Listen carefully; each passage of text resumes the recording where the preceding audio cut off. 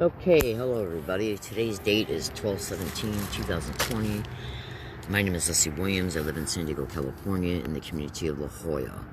I'm a target victim and activist concerning the continued criminal expeditions of what is known as gang stalking. Let's see if anything happens that prevents this video from being published. That's been done to me concerning my Periscope videos, dedicated to 5 separate Periscope accounts. Massive amounts of things have been done to my videos and my Periscope account. Well, my Periscope videos through my Periscope account, connected to sabotaging of my settings and the videos, as a direct result of those things being intentionally brought about through in real time live covert gang stalking techniques, meaning that they're sabotaging your account, sabotaging your ability to make a video, sabotaging your ability to make sure that it gets saved into your gallery. Some additional methods that they can use to do this is by calling your phone while you're making the video. And in the past, concerning my Boost mobile phone that I no longer use, when I was making Periscope videos to that Periscope account using that phone, they would call my phone in order to interrupt it. That's even been exposed in some of the in at least one of the Techno Crime Fighters video series videos that I've brought up over the past year or so. I forget which episode number. So you can go to YouTube search box and type in at YouTube search box Dr. Catherine Horton Techno Crime Fighters, or Romola D Reports Techno Crime Fighters. Then go into their YouTube channels and look for the playlists that are titled Techno Crime Fighters. Okay, my fellow American citizens, my name is Leslie Williams again. My name is Leslie Williams. So, I'm making... sorry about that. I'm making this video just to share some information with you concerning some of the things that are connected to gang stalking crimes. And, now, over the years, as a direct result of me being forced to endure massive amounts of crimes through this crime, and I'd say at least 98.99% of the things that I've endured are identical, purposely identical, perpetrated in a cyclic, perpetual cycle. Now, I'm going to tell you the extreme possibility of why this is done. It's done for visual and auditory brain impairment, which is connected to remote neural monitoring technology connected to gang stalking. Now, hold on one second. Let me feed my bird here. So, what I'm going to do in this video, and so let's see if this video doesn't publish to my gallery, and then after I make it, I'm also going to send it to my YouTube account so it can be uploaded to YouTube. Okay. Let's see if this video is not saved in my files folder. Which so far every Periscope video that I've made through my Samsung phones, I've been able to do so. Alright, now hold on a second. So I'm going to talk to you just for a little bit about how it's extremely likely and possible, likely possible, concerning why any specific gang stalking victim can be enduring. The great majority of gang stalking victims, hundreds of thousands, there are hundreds of thousands of them all over America. Tens of thousands are reporting this crime online on all social media platforms. Okay? At least the ones that I've ever interfaced with. And I think you have a general idea what are the major social online platforms. So, this crime, when you're dealing with a crime that intentionally, purposely victimizes you, traumatizes you, and that destroys every aspect of your life, every aspect of your personal autonomy, just about, like 98% of that, and 100% controls every aspect of your life. We live, most citizens of at least industrialized countries live within a system that is put up and structured so that the citizenry is forced to interact with it, survive it, and stay entrapped within it. Governments. Okay? Federal, state, county, and city, and so on. So, as a direct result of a human being forced to live within a constructed system, then that victim has to engage in behaviors that then leads the victim into functioning within that structured system. Now, I know you know what I'm talking about. In order to buy a house, most people got to take out a bank loan. Okay, and yes, the banks are part of our system. They're just a tentacle to it. If you are getting your correspondence concerning your business transactions through the mail, well, then that's another aspect that this crime controls 1,000%. But one of the biggest methods of gang stalking is isolating their victims, and one of the techniques that's employed to isolate the victim within the crime is by and through, but not limited to, obviously, controlling and even censoring, okay, your communications, your phone, computer, tablet, your ability to use Wi-Fi, your ability to do online work that's not manipulated or destroyed, you getting things in the mail, your ability to send things and know that they have arrived at the places that you've sent it. If the government has any influence over banks, where they can influence a bank not to give a gang stalking victim a loan that might help them survive, or might help them pay off something that the victim needs to have paid off in order to survive. So the banks and the banks are a tentacle connection to the government.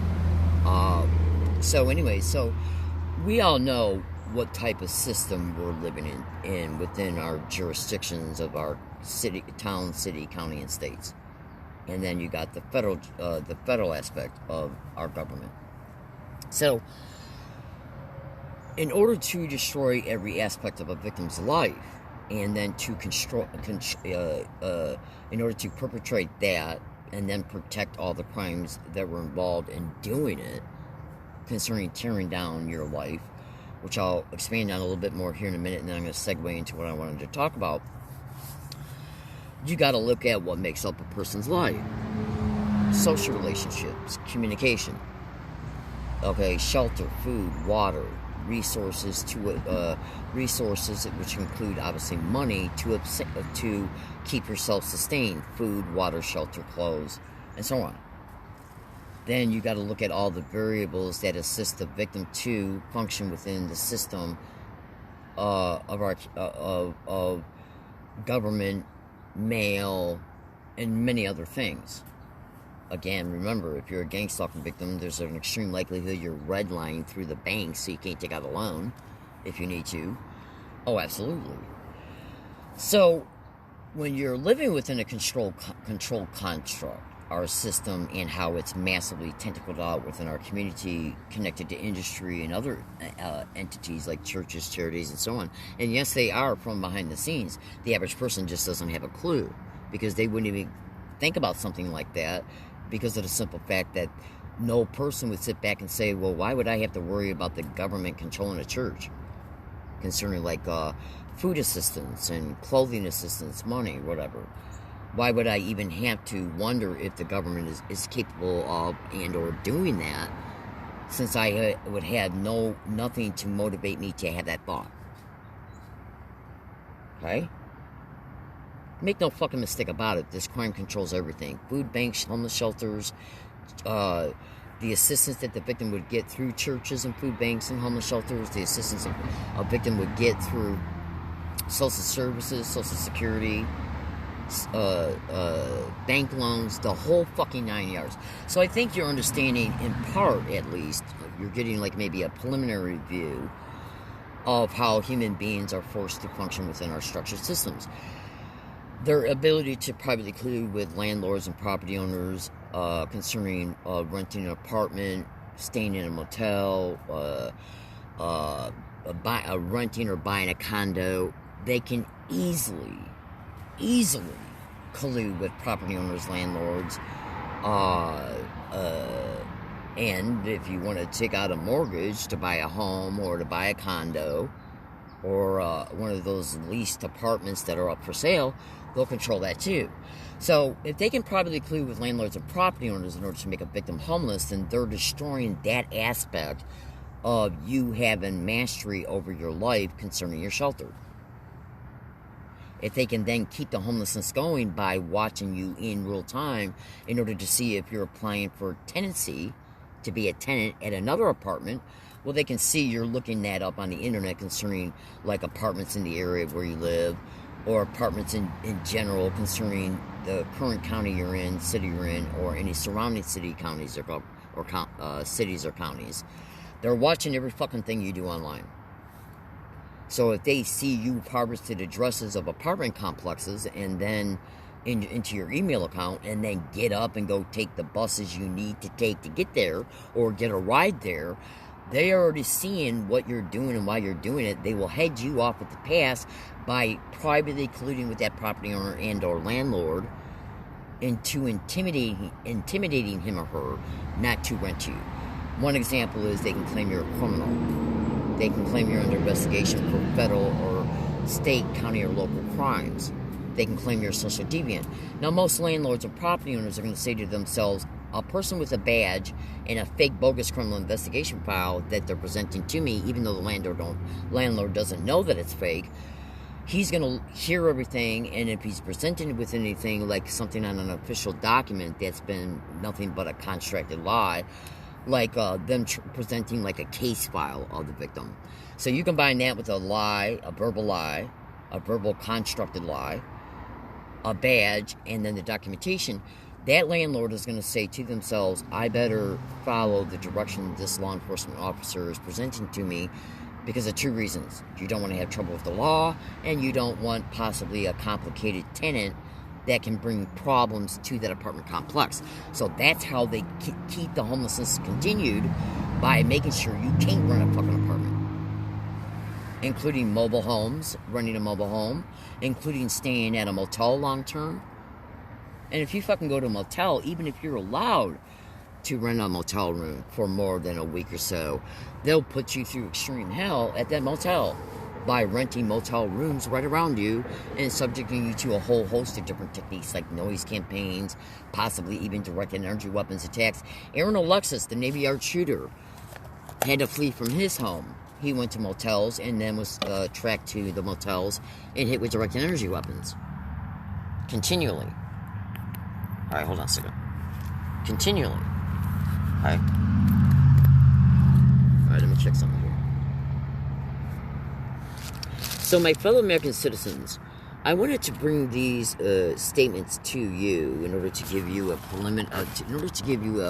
a introduction, a small preface, in order to help you see it is extremely easy, and it is absolutely massively happening concerning these satanic gang raping, murdering, human trafficking, demonic, depraved, demented animals. They do have the resources to make sure that they can.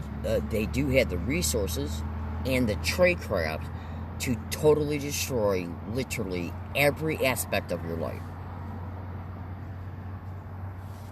They can keep you away from assistance, financial and legal. They can keep you away from medical assistance. If you're being hit with direct energy weapons, they know that's affecting your body, including inducing illnesses, including inducing terminal illnesses. But they can allow you to prove that through a hospital, doctor, medical clinic, or medical center. If they can see that you're looking up hospitals in your area, medical centers in your area, medical clinics, and then through the continued in real-time tracking of you, they can see you're headed to that direction of the address of the places that you looked up on the internet. Well, then they'll get on the fucking phone and or go there and repeat the same shit that that I just described to you concerning the property owners. They're told that if he or she requests any specific type of test, make sure that you either give that person a test result from somebody else who has no health maladies, or they'll compromise it, including going as far as calibrating, the fMRI machines that are and CAT scans that you can have done concerning those types of tests in order to see if you got an implant in your brain. Google all my statements to gang stalking. There's even books written about this shit, and this shit has been covered on national radio shows. So trust me when I say I know what the fuck I'm talking about.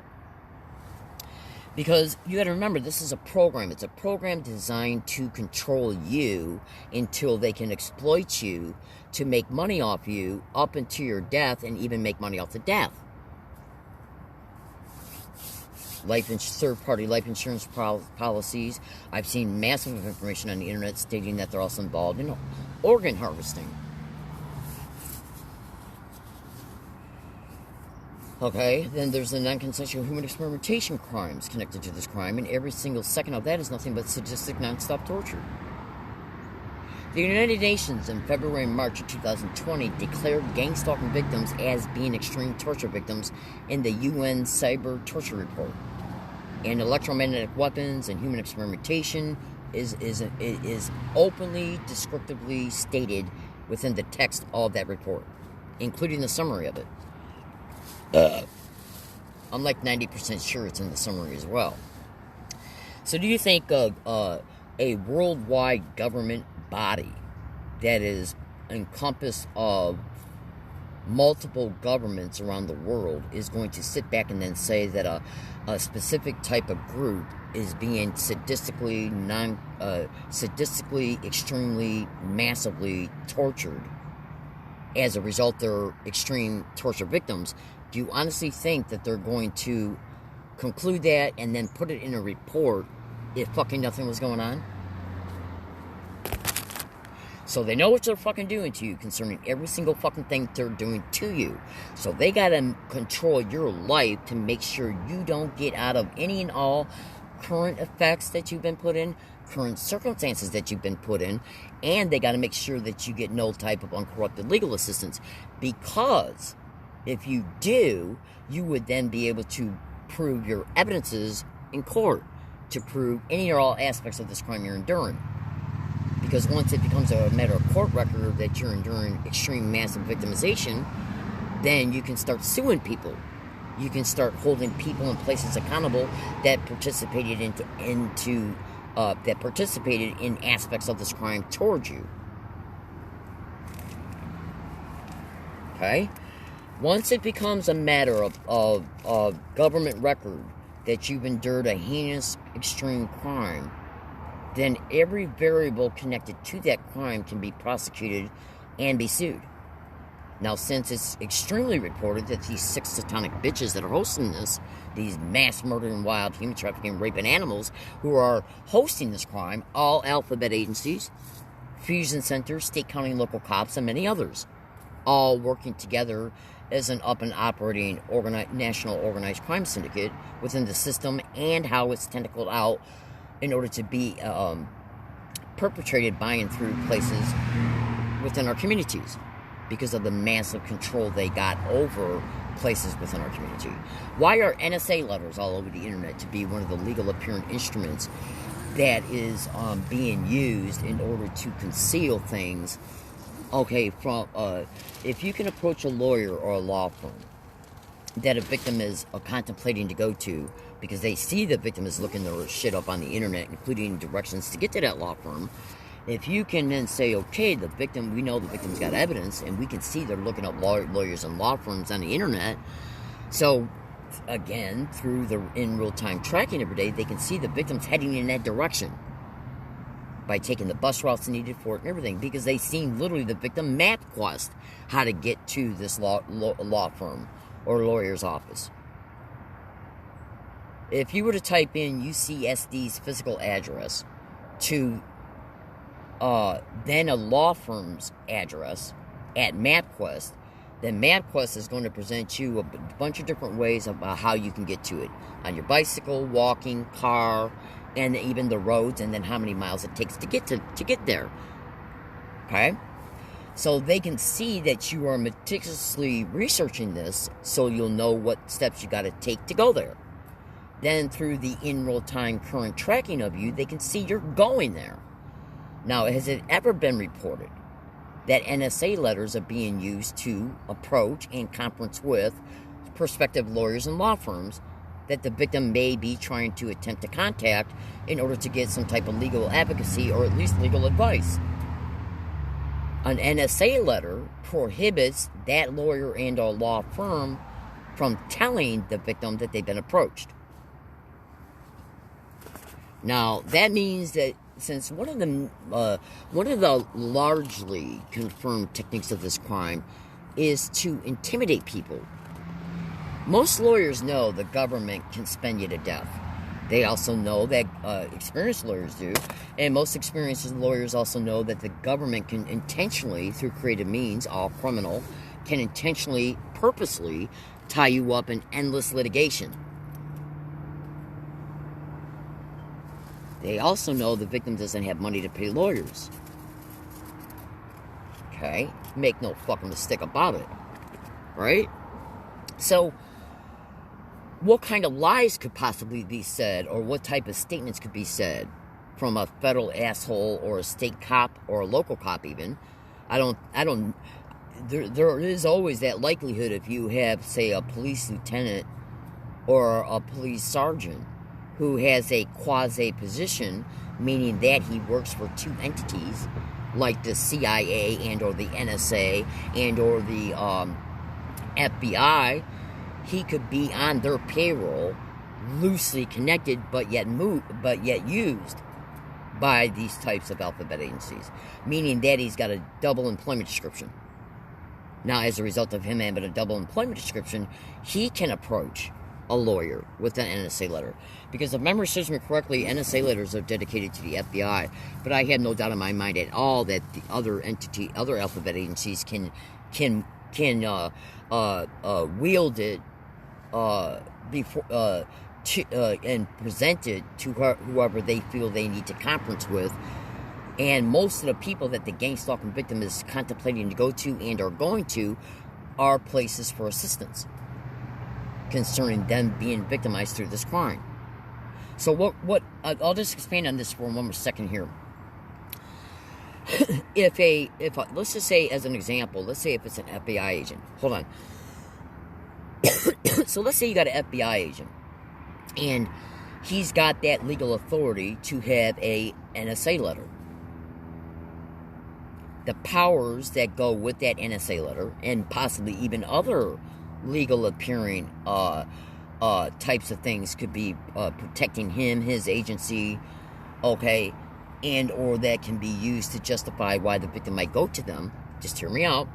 I've also seen a lot of shit concerning FISA courts, illegally criminally obtained FISA warrants, that then allows them to have a legal appearing excuse to surveil the victim. I'm seeing a lot of shit concerning the NDAA and the Patriot Act being used too. So let me just wrap this statement up by saying, okay, but the following statement is not the only way, possible way, that could be used in conjunction with these NSA letters or any other type of legal appearing documentation that would serve, that could be presented, that would assist in serving their purpose concerning anything they might be trying to do to a victim, which can include behaviors that will then affect and prevent the victim from getting assistance. So just let me explain this for a couple more seconds, and I'll segue into the subject matter. So if an NSA, let's, as an example, let's say if an FBI agent walks up to a law firm that they believe the victim is going to eventually run to, including in the near future. So what type of statement would he make to that lawyer and or law firm? He could say, here's this NSA letter, here's my badge, here's a criminal investigation file. Go to Google and type in fake bogus criminal investigation files to gang stalking. And you should also watch the YouTube video, Listen to a Stranger. Hold on a second. So they can walk up to that lawyer,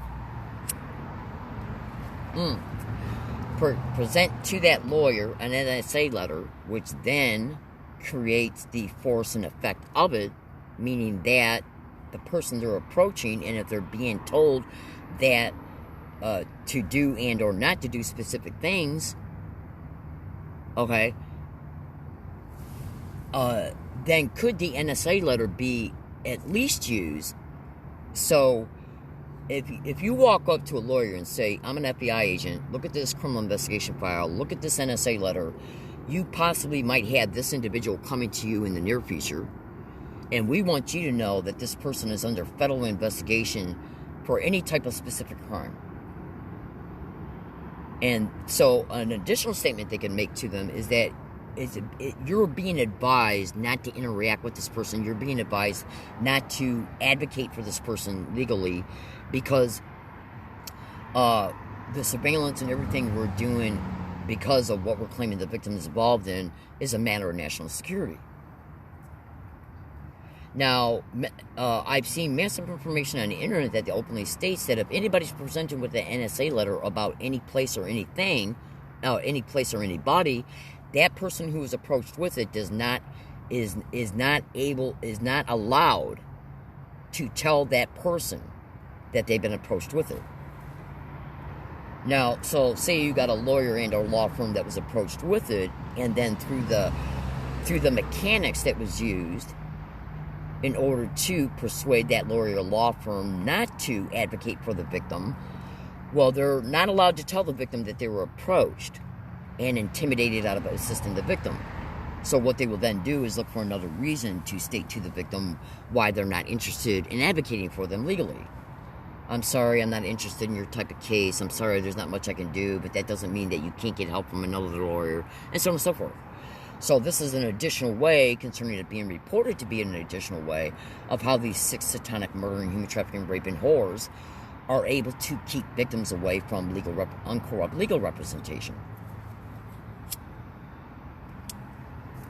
And trust me when I fucking say, if you got any lawyer or law firm that's being connected by and through any alphabet intelligence agency, you better believe that that lawyer already has at least a good general idea of what the government can do to him and his job. How does he make his livelihood? Through the courts. If you honestly don't fucking think these sick bitch intelligence agencies that are massively implicated to be involved in this crime, including hosting it, cannot wreck the livelihood of a lawyer and or law firm, fucking think again. And plus, lawyers and law firms also know that it's extremely expensive to sue the government. And they also know that the government can engage in creative techniques to tie that case up for years on end. Including making sure that no evidentiary hearing occurs as they're tying the case, the complaint up before it's even presented at the evidentiary hearing level. Okay? So what you got on judges are also massively implicated in this crime, as well as prosecutors, DA office members, public defenders, cops, the whole fucking 9 yards. So if you got a program, which that's what gang stalking is. If you got a program that's designed to employ massive amounts of techniques that cause extreme detrimental, long-lasting effects in a human being's life, hold on a second, which absolutely includes tearing down the victim's ability to have shelter, an apartment, home, trailer at a trailer park, long sustained time of the target staying in a motel room, then they know that that target will be made homeless intentionally because they're intentionally affecting it. So then what can happen to you once you fucking become homeless? They can track you to any place you're staying at, a bus stop, sleeping on a sidewalk, going to a wooded area, sleeping in an empty parking lot or an abandoned home. All they gotta fucking do is track you, stage probable cause to make it appear they have a normal appearing reason to know where you're at, and then fucking arrest you and or ticket you, or at least force you off the property. Okay? So that's just, and to create falsified police reports about you once they're interacting with you, including tailoring their police report with statements like, we believe this subject has some type of mental illness. That's a huge method of gang stalking. Google my statements. Okay? Now, and then all you gotta do is look at your life. If you're an American citizen and you're over the age of 18, 21, well, you're well into your way of establishing the rest of your life, and so that you can live your life within the construct of the system of our government and how our communities are structured and operate, because they can fucking control everything. They can set you up at a staged event at a grocery store to ban you from that grocery store and or the plaza it's in order to purposely cause you to have to go to a grocery store that's 2 hours away or an hour away. So by the time you end up having to go there, do your shopping, and come back, that's eating up 4 hours of your schedule during the day. 4 hours you could have spent doing legal preparations in order to advocate for yourself in the courts as attorney pro se. Meaning that you're your own lawyer. This crime can do anything. It can force you out of a community by banning you from every place that you would have to go to in order to get your needs met. Now, once those places and resources are taken away from you, they know you're going to move out of the area because they know you got in real time continued needs. Grocery shopping, okay, places to go get water. You know, when you're made homeless, you no longer have a water faucet. Do you understand? Of course you do. So look at what is made up of your life. Okay, how do you function within the construct of our system and within the construct of how our communities operate? You communicate through the mail. You depend on your phone, too, and that's a personal thing, but yet they're hacking and jamming phones. Hold on. And controlling the features and functions of it. And much more. Same thing concerning your computers, tablets, laptops, and including controlling the fucking computer when you go to a library. Okay? So, if they can make you homeless, and they've already made you jobless if you're a victim who is able to work, because they're targeting a lot of people on disability, and that's done for eventual illegal probate control schemes for racketeering purposes, insurance fraud purposes, and much more. What this crime has to do is isolate you within the program of the crime so that they walk you to what's needed to be done, additionally done towards you, in order to then lead you to where you then end up getting massively exploited. And if you're a non-consensual human experimentation victim as a result of you being a gang stalking victim, they're already making money off you. They don't have to be in your fucking physical presence in order to make money off you by experimenting on you remotely through remote neural monitoring, voice to skull, any type of implants that are in you that they're monitoring. Because when they extract that data concerning the victimization of the neurological and biological systems, they're able to monitor the effects of what's being done to the brain and body. Excuse me. And then they take, excuse me, please. And then they take that research data and sell it to research groups. That's being massively reported. Okay? So let's say they've already taken the shelter away. They're working on the rest of your finances right now. Why can I not go to any of my banks? Are they all closed right now in San Diego because of the virus thing? So I don't even know if my December Social Security check has been ripped off yet out of my account. And the last portion of the stimulus check that should still be in my bank account. Because my current bank account, where I conduct my banking at, all their immediate San Diego locations are closed. Probably because of the new recent restrictions that have been propped up because of COVID-19. Okay. But anyway, so let's say they've already destroyed your ability to have shelter. Then what they'll do is employ techniques to cause you to go through your savings. That includes, but not limited to, bank account infiltration and liquidation. That includes sabotaging your clothes, your property that you used to survive. The only way that you're then going to continue to survive is to rebuy that property.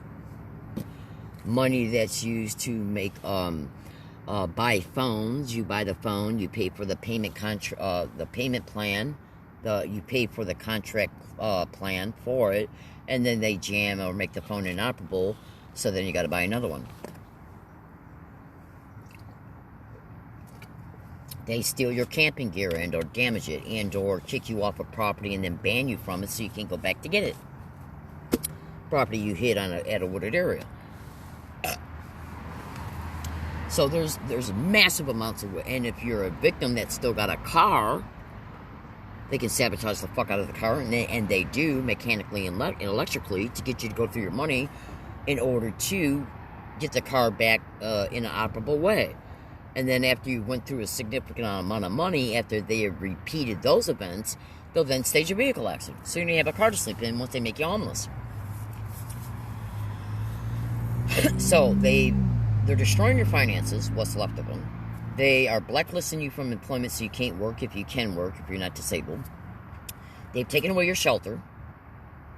They're destroying your social relationships. Google that to gang stalking. Okay? And they can also control any relationships that you may still have left. And they can even use family members and friends against you. Google social. Go to Google and type in social and family and intimate infiltration and gang stalking. So, because they got to isolate you from support. Okay? Because if they create a negative effect in your life that's threatening your survival, they can't have you running into anybody that will assist you in surviving. Or they might use somebody in your life, including a family member, to collude with them so then they can coerce the victim into depending on them. So when the victim goes to depend on them, they can literally then stage an event between you and them and call the cops, and then the cops come out and play their role. That's fucking literally some of the lengths that's being reported to be done in gang stalking crimes, where they will literally privately collude with your family members even and get them to use them against you. One of the main goals of gang stalking is to intentionally put you in a survival situation and then make it not survivable, so they can get a hold of you eventually to exploit you. If you had an apartment or a home and you're paying rent for that apartment or home, then you have a place to legally go to, and once you go to it and shut that fucking door, no one has a right to go through that door without permission. Otherwise, that person would be committing a crime, including a felony. If you've been made homeless, you no longer have that personal boundary space protection. And they fucking know it. And they also know they can take advantage of the fact you're homeless, because they know all creatures on this planet have to fucking sleep. So they know wherever you fucking lay down at to sleep at, except for maybe a sidewalk, but they could probably also get you for that as well. Okay? They know then that they can control you as a direct result of using police against you, including property owners. If they know where you're at, and they got the ability to identify the address of the property you're on, they can then take that address and go look up the tax ID of that address to see who owns the property. Then privately collude with that property owner, tell them a bunch of sophisticated lies like they do concerning landlords, banks, okay, and lawyers, and they can say, we need you to assist us in getting this victim out of this community. They're using your property, so can you please approach them and tell them they got to leave, or that you're going to call the cops. And they can stage probable cause, so in order to make it appear that someone called the cops on you as a result of seeing you, hearing you, or seeing your property on the property. They're then used to call the cops, so then the cops have a normal appearing reason to know where you're at, so they can set you up for tickets, arrest, and also falsified documentation about you. The victim must be crazy because they think they're being stalked by people they don't know.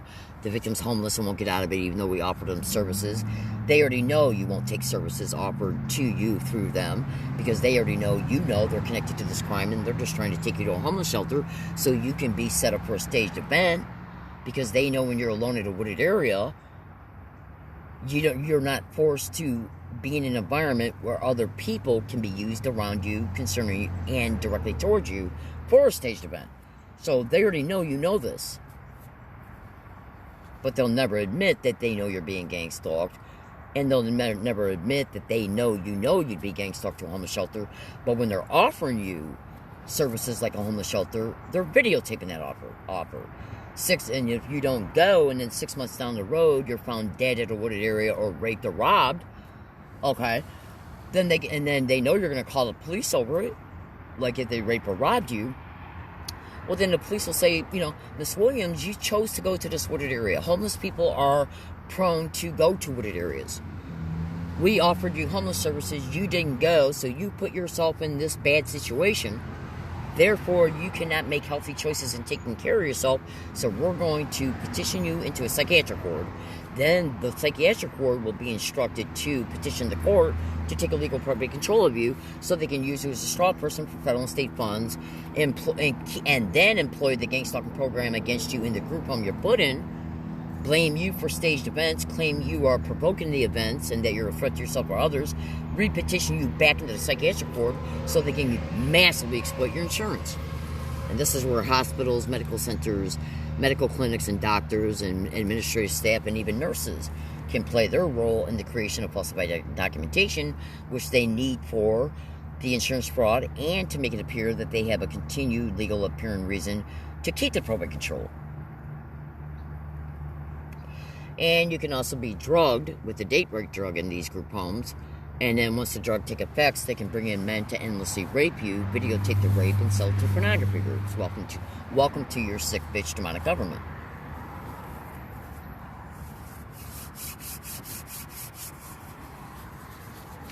Your government ain't nothing but a mass murdering, raping, gang raping, human trafficking, satanic horror. Is fucking all they are, and it's literally all they'll ever be.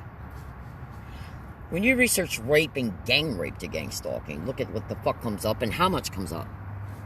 When you research the police and courts and gang stalking, look at what the fuck comes up and how much. Do you think it's an accident there's hundreds of thousands of victims all over America and not one case is being investigated, not one? The only time that they will prosecute a person that has played a role in a staged event like an assault or robbery or rape against a gang stalker victim is because a middleman or woman used that person to commit the act and then use the victim as the complainant, so they can then target that person that was used to set that person up for racketeering schemes, including concerning privately owned detention centers, prisons, probation cost schemes, and a bunch of other shit. Absolutely. Do you have any idea how much money is made off the health insurance fraud connected to gang stalking? Mental and medical? It's fucking in the hundreds of millions of dollars every year.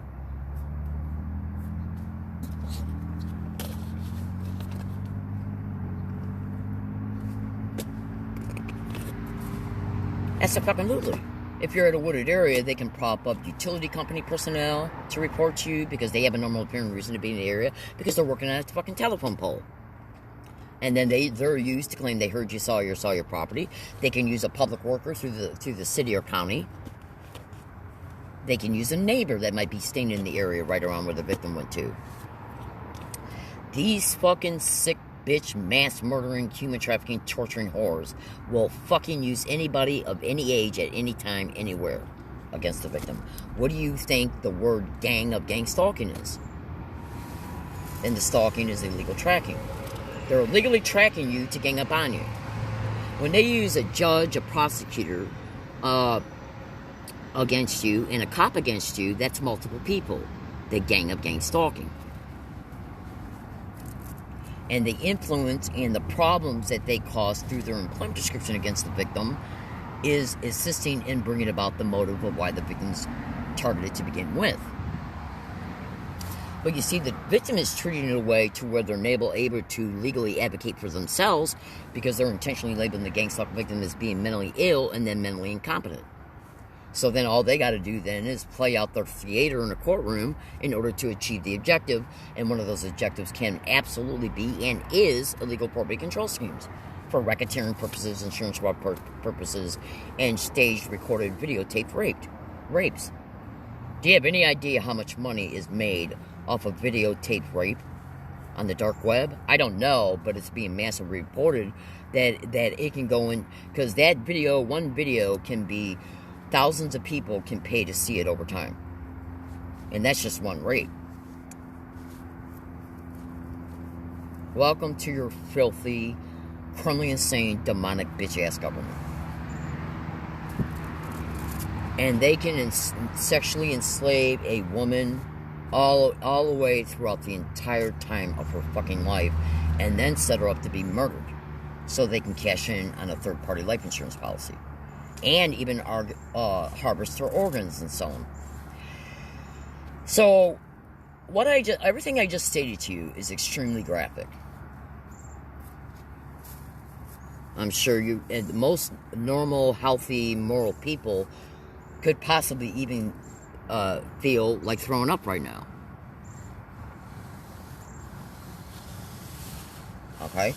My name is Leslie Williams. I have experienced massive long-term homelessness that was intentionally affected for me to purposely endure, created through intentionally perpetrated techniques directly connected to this crime, since 2002 at least. And in 2002 is when the community-based harassment and gang stalking started. So you ask yourself, you look at your life. Look at your life. Look at what makes up your life. Family, friends, employment, a safe place to live and stay. This gives you a sense of self-determination over your life, who's allowed in it and who ain't. This gives you a sense of having some type of quality of life. This gives you a sense of having mastery over your life and control over your own life. It gives you a sense of freedom. Every single last bit of that is extremely and intentionally raped from the victim.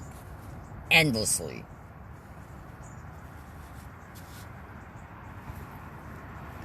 So, if you're sitting in your living room, your office, your kitchen, or wherever the hell else you might be sitting at, on any given day when you're watching this video, take a look at what makes up your life. Your shelter, your relationships, your ability to thrive and survive within your dedicated jurisdictional community, your freedom to move about, okay? Your freedom to make choices and then act on those choices, so then those choices assist you in surviving and moving forward in your life. Every single fucking last bit of that is intentionally, with complete malice of forethought, intentionally raped from the victim throughout their entire fucking time span that they're being targeted, which can be for, and this is no joke, up to 30, 40, 50, and even 60 years long. I've seen victims on the internet who say they're 70 and that they've been victims of this crime since childhood. The only fucking entity that's got the ability to target a human being, okay, for even a year is the government. Especially concerning this program, because this program perpetrates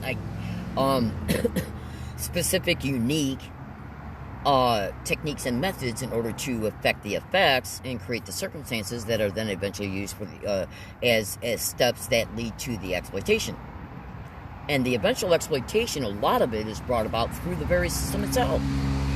But when they do that, they make it try to make it appear that it's all being done through legal means, and then they'll never admit that this is connected to organized crime schemes, and they will never admit any subsequent resulting victimizations that happen as a result of any court decision, illegal probate control schemes included. Make no fucking mistake about it. You should research what a financial straw person means.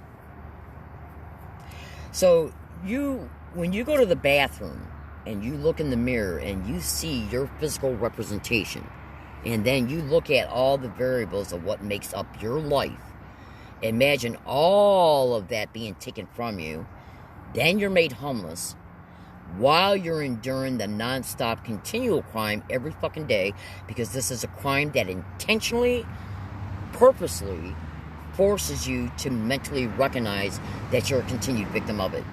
through the intentionally applied techniques and methods and tactics that the victim is forced to endure every single day, including massive amounts of repeated techniques every day. So imagine you being all alone in a tent while you're forced to be made afraid of what can happen to me today, because they know that they've staged events against you that have then led to massive amounts of effects and circumstances. The events that they create, the behaviors they engaged in to make me homeless from the apartments that they have made me homeless from, at least 4 in Michigan and 1 in Tennessee, they intentionally let you know that homelessness that was created from those places was done intentionally through gang stalking, because they creatively let you know it and then even mock you about it. Then after they make you homeless, they will then track you to wooded areas and stage events against you. And then as the staged events are either unfolding or right directly after the event, they will intentionally, mentally let you know that this is a staged event connected to gang stalking.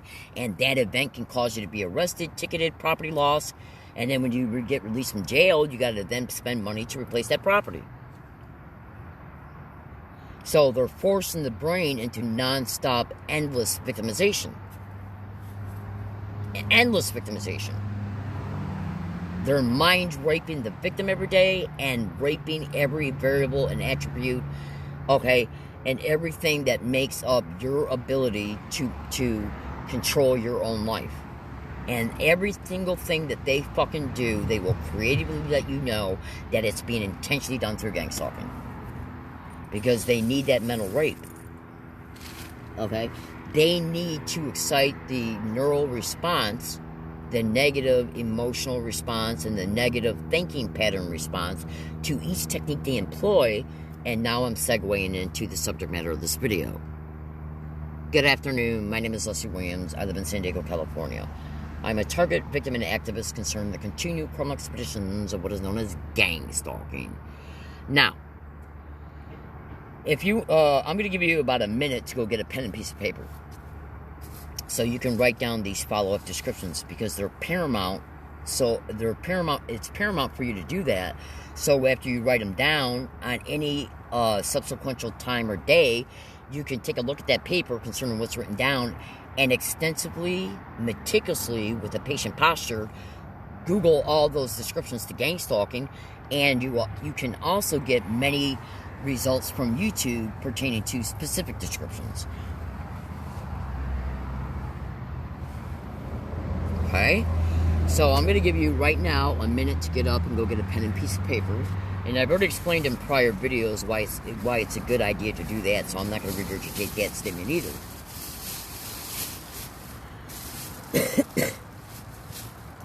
So while you're doing that, I'm going to light a cigarette and take a couple puffs off it.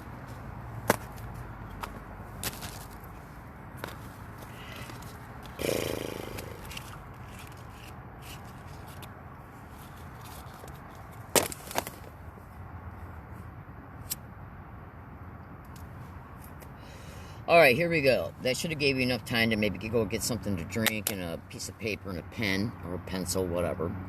Now, I want you to listen to my statements. Okay? You can Google the great majority of my descriptions to gang stalking. Okay? And some of them will bring you search results through YouTube as well. So hear me out. First thing I'm going to do is I'm going to lay down a small foundation. Then my follow-up statements is going to complement what's already been presented, and then the continued explanations that lead to the conclusion will back it all up. Alright, now hold on one second.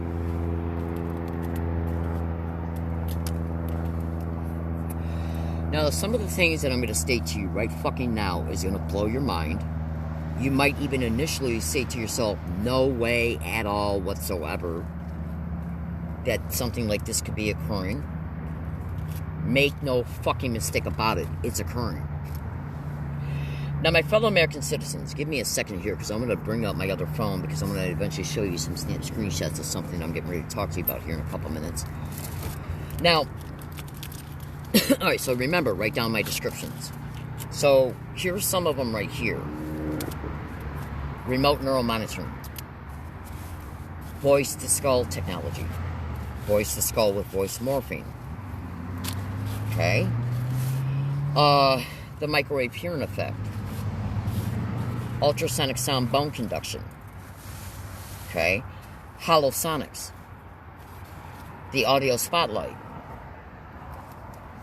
Silent sound spread spectrum. What else do we got? The neural phone.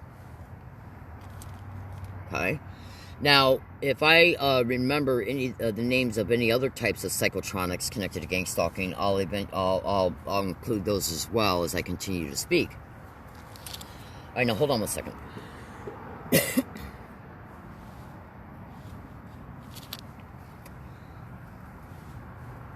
Hold on one second.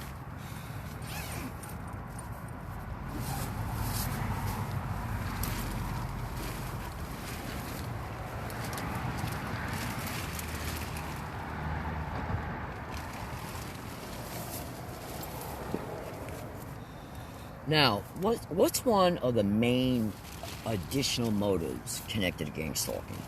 Brain treatment. Okay? Auditorial and visual brain treatment. So this means, and make no mistake about it, what I expose in this video is not the entire reason why, how brain training is achieved, or the reasons behind specific types of brain training. Just hear me out. Now, okay, so I turned on the other phone, and I'm going into my gallery right now on it in order to bring up some snap screenshots, and I'll show them to you once I bring it up. Bear with me a second. Hold on a second. I gotta do something here.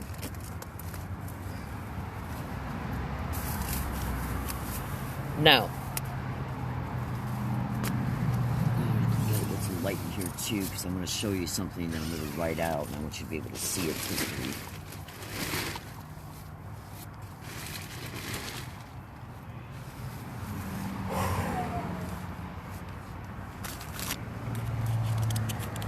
I'm grabbing a pen.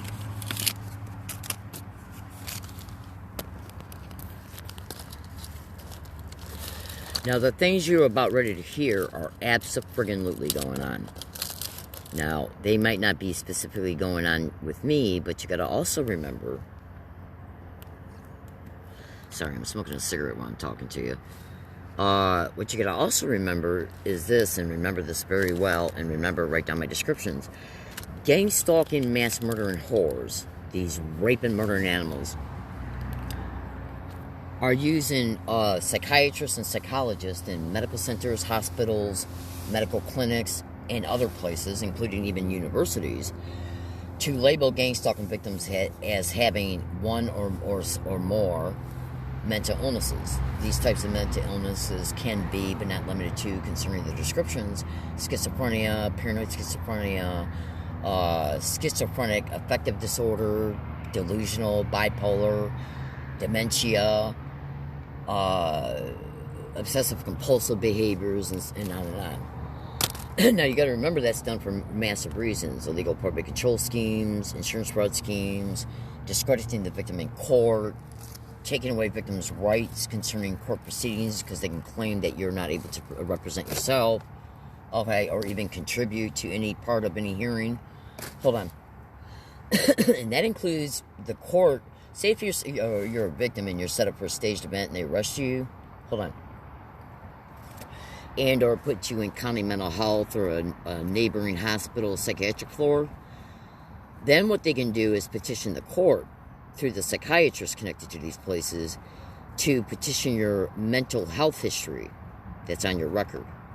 So if you have any intentionally, purposely, falsely mental diagnoses from prior targeting, including from other states, they can get a hold of that falsified documentation and use it against you currently.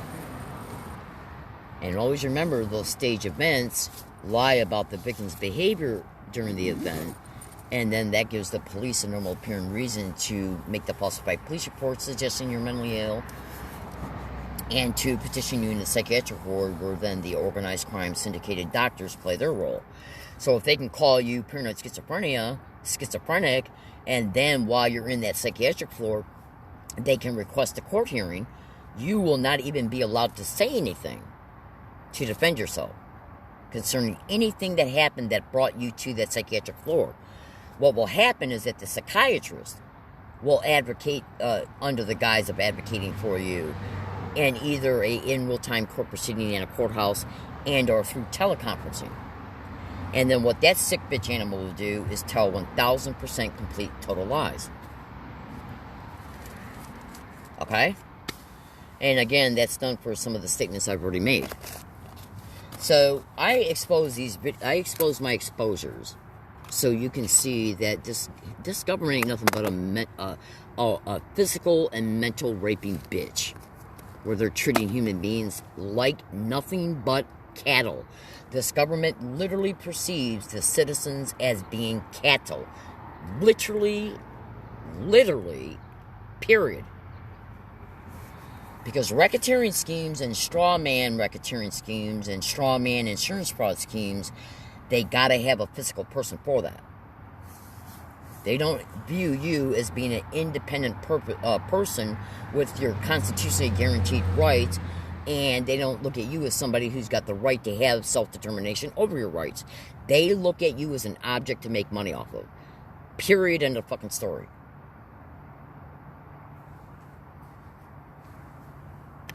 So, I want you to take a look at a couple things here. And this is going to help us. Is this going to help? So, if you say that you're enduring specific things through this crime, they'll look for a normal, including through videos, statements in your blog.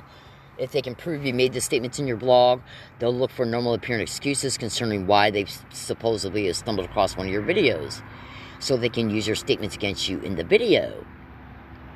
By the way, let me show you something here real fast. I want you to look at this. This is an ultrasound detector. This comes from an ultrasound detector app. Remember, go to Google and type in ultrasonic sound bone conduction connected to gang stalking crimes. Okay? Now, I got close to, or maybe even over 1,000 snap screenshots taken from logged events from this app on at least 3 phones. 98% of them were all produced as a result of me using this app at wooded areas. At least 300 to 400 of them were used or were done at this very fucking spot I'm sitting in right now. Now, I'm in a wooded area. So why the fuck would an ultrasound detector pick up ultrasound in my environment, especially at these levels? Okay, including going all the way up to and past 50 and 60 dBSPLs and at these time rates. So, what is ultrasonic sound bone conduction, and how many different motives are there concerning why it's being used? It can be used to assist in auditory brain treatment. Can you also put visual imagery on a ultrasonic sound wave? Probably. Okay?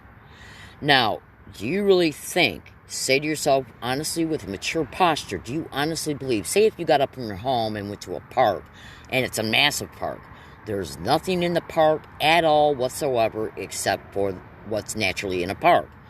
A bunch of trees, bushes, trails, and that's it. So if you went to Google Play, I don't know if you got an Android device or not. Let me minimize this for a second. Okay, I don't have, let me see one second here. Alright, so I don't have the Google Play app downloaded at this time on this phone. So I was going to show you what a Google Play app icon looks like. But at this time, I had that disabled on that particular phone that I'm pointing to right now. Because if you have Google Play, if you got the ability to put Google Play on your computer, tablet, and or phone, you can go to Google Play Store app and type in their search box, ultrasound detector app, which is what I did. As a result of it getting downloaded on my phone, once it got downloaded, I brought it up, and then what it does is it records 120-second cycles of events of this recording and picking up ultrasound in my environment for 120 seconds. Once it goes through a 120-second cycle, it then starts over all over again. And then this button up here, when you press this, that will enable you to send the event to your email account. So, if you go to a fucking park, a massive park, that has no houses, buildings, no cell phone towers on it, no telephone wire, or no electrical wiring, or like the telephone poles and all the other type of apparatuses that are used. Right now I'm forgetting the name of it. You know, the things that you see in your community dedicated to power lines. It's just a park, nothing but vegetation and a trail.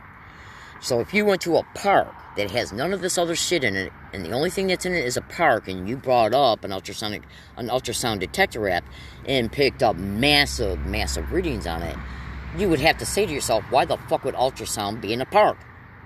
Well, it's the same fucking thing concerning a wooded area. It's the same thing if you brought the app up in a grocery store and caught it. So, going back just for a second,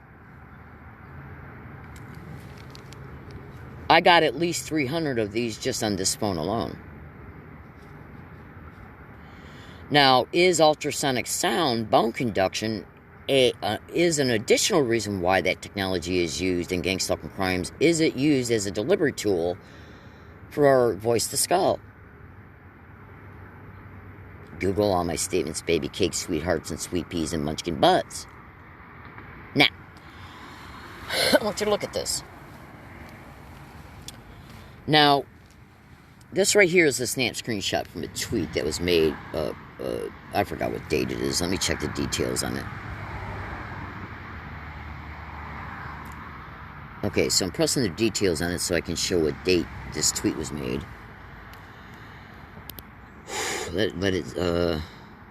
December 11, 2020. So that was just 6 days ago.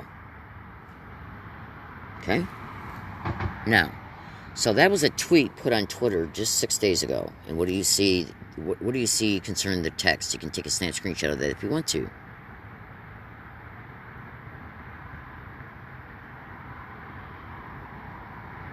Okay? What you see in these two pictures, this one and this one, that is the left eye, and this is my right eye. Okay? I'm going to zoom in on it so you can see what the hell they are. This is not a film in my eyes because of cataracts. I don't have cataracts. These are remote neural monitoring, non-consensual remote neural monitoring eye lens implants. Okay? And I just made a video in this Periscope account here in the last few days. It's an extremely detailed video, and that video literally shows the video that these snap screenshots were taken from. Okay? These come from a live Periscope broadcast. The day I discovered these non-consensual remote neural monitoring and lens implants being in my eyes here in San Diego on June 3rd, 2020. Okay? Now, this allows the perpetrators who put these in my eyes to see through my eyes. Okay? Now, I'm just going to give a brief description concerning how they were able to be seen in this video and not in many others. So let me get back out of this particular one snap screenshot so I can bring up another one that will assist and complement my statements that need to be made so you'll understand how these remote neural monitoring eye lens implants became visible. Okay. Now I want you to look very close at this one. When you look over to the left, like say if you're looking down straight at this right now, let me just point to where I'm referring to. Let me zoom in a little bit closer. Now look at the end of where my thumb is at right now, the white part of the eye. If you look close enough, you should be able to see some sacs there on the surface of the eye. Let me see if I can bring a better snap screenshot up of this, because I know I got them. And you'll understand this in a minute. Here's another snap screenshot. Look at that. Now you can absolutely determine that these are remote neural monitoring eye lens implants in my eyes. put there non-consensually. I had no memory recollection at all in any way, shape, or form, not even a second of it, of how these got in my eyes. This was literally done through surgery. Yet I had no memory whatsoever of any aspect of it. Where it was done at, or who did it, at all. At least at this time I don't. You should also research memory blanking and remote neural monitoring, because it does got the ability to blank your memory. It's also got the ability to interrupt it. Alright, give me a second here.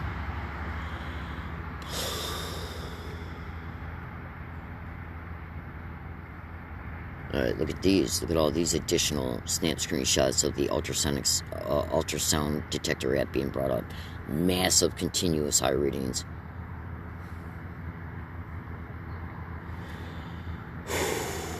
Okay, so bear with me a second here. I'm looking for a specific snap screenshot so I can complement my statement and detail to you just briefly, but you'll get the point. You'll understand what's said and why. A better picture that shows you how these remote neural monitoring lens implants became visible in a live Periscope broadcast on 06/03/2020. And by the way, Periscope's getting ready to end. They're going to be closing down permanently as of March 31st, 2021. Now, I don't understand what it says. You're only going to be able to do a readout of what's in your existing Periscope account. So I don't know what that means. If that video disappears, the video of the remote neural monitoring lens implants being discovered, if that account disappears and or the video disappears and or I can't get access to it in order to present it in court and or to showcase it in any videos, that's fucking being predicted right now. Because the internet and Periscope is already letting you know what you can do in order to archive your broadcast. But you got to remember, I'm a continued everyday gang stalking victim. They can do anything against me on any and all dates that is done with at least one motive, which would be to do things to create effects in order to intentionally sabotage my schedule. Because I got 5 separate Periscope accounts that I got to try and get into and then follow the steps in order to harvest and archive the videos of those accounts before March 31st, 2021. And I'm in the midst of preparing to move right now. Okay? Alright, hold on a second. My cigarette went out. They know that evidence video is online. Trust me, they fucking know it. Google cyber surveillance and gang stalking. Alright, so check this shit out. Sorry about the language. Okay, so I'm continuing to scroll. Just give me another few seconds here. Because I know I got mass pictures here of these. Alright, so let's see if this one will do it. Alright, this one's better. Alright, now what you want to do, I'm going to set the tip of my thumb up against a part of my eye. Okay? So, do you see where the tip of my thumb is at concerning this part of the white part of the eye? So let me zoom in on this a little bit better.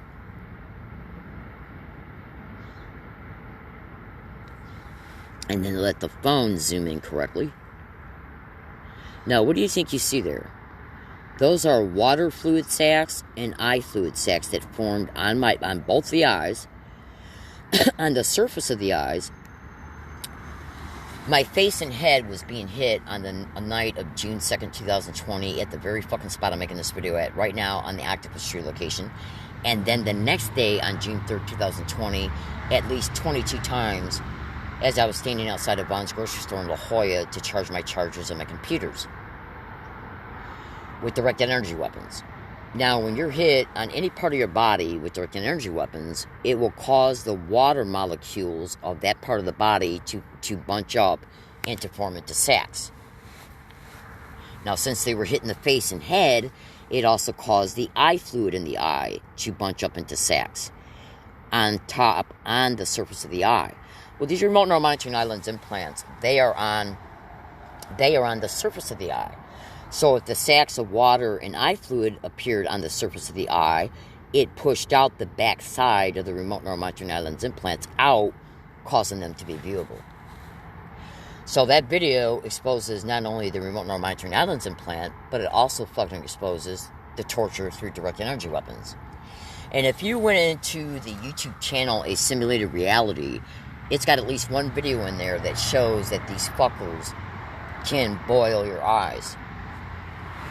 Because the brain and eyes also experience what is known as magnetophosphoring.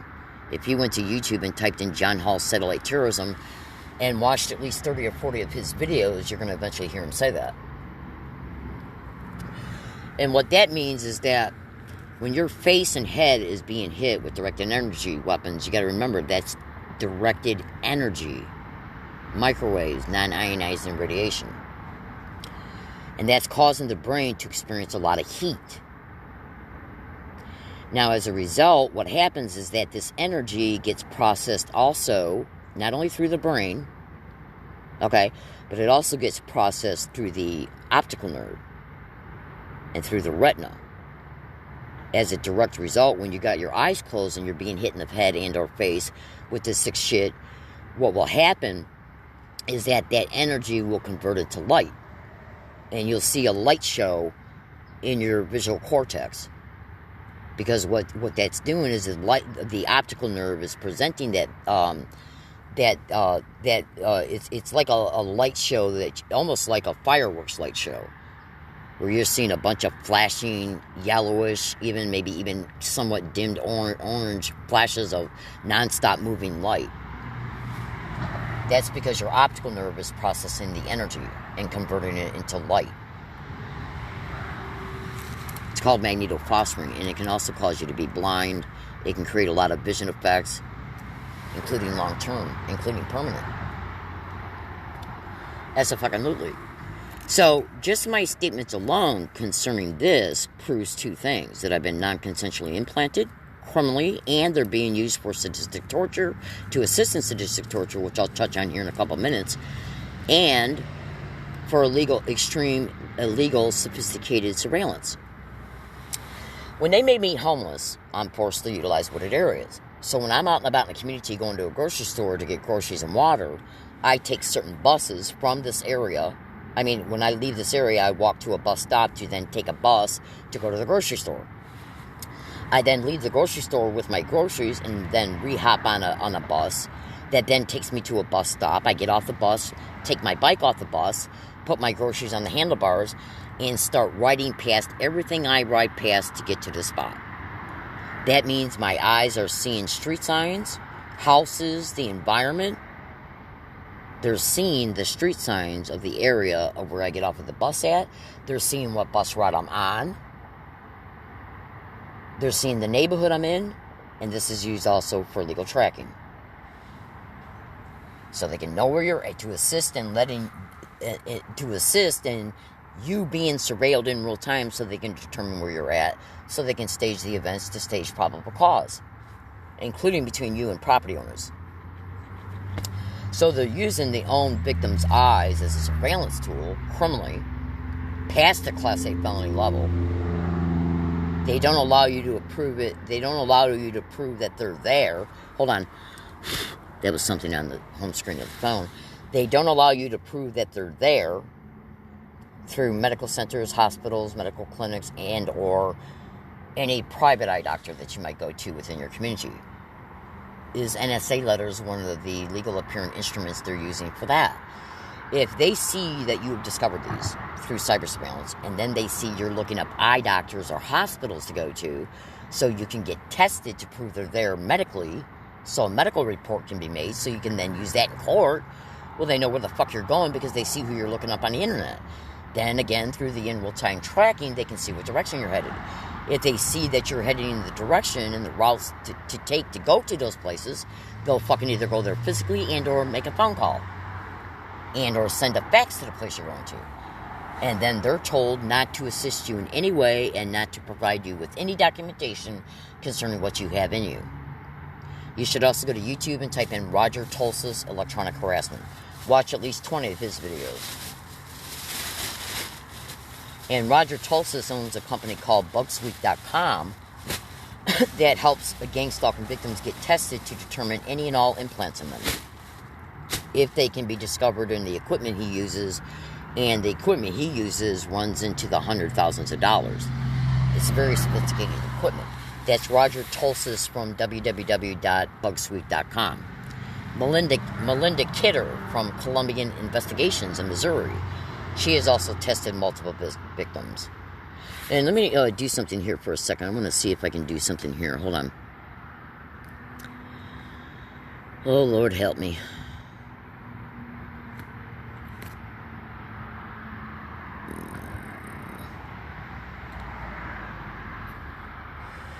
Okay, now go to Google, write this down. Go to Google and type in at Google, Dr. Hildy, her first name is spelled, I believe it's spelled Dr. Hildy, Hildegard,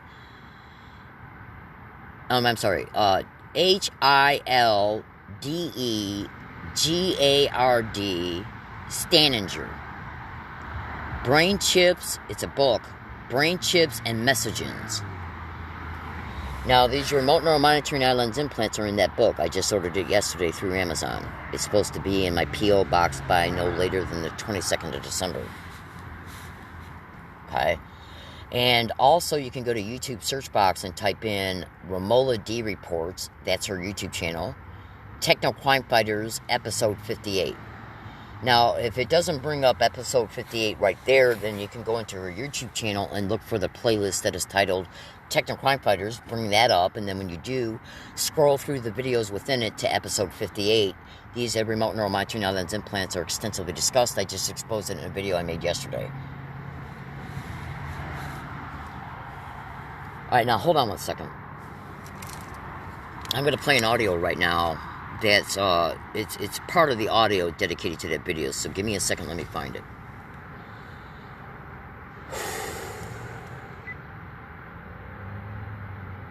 Alright, I gotta set the phone down just for a second.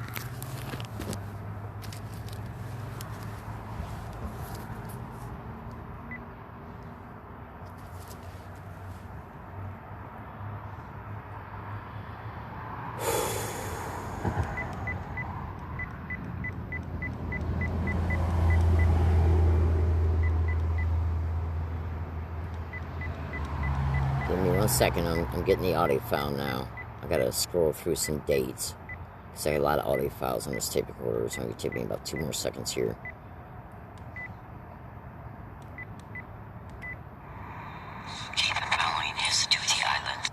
Okay, hold on.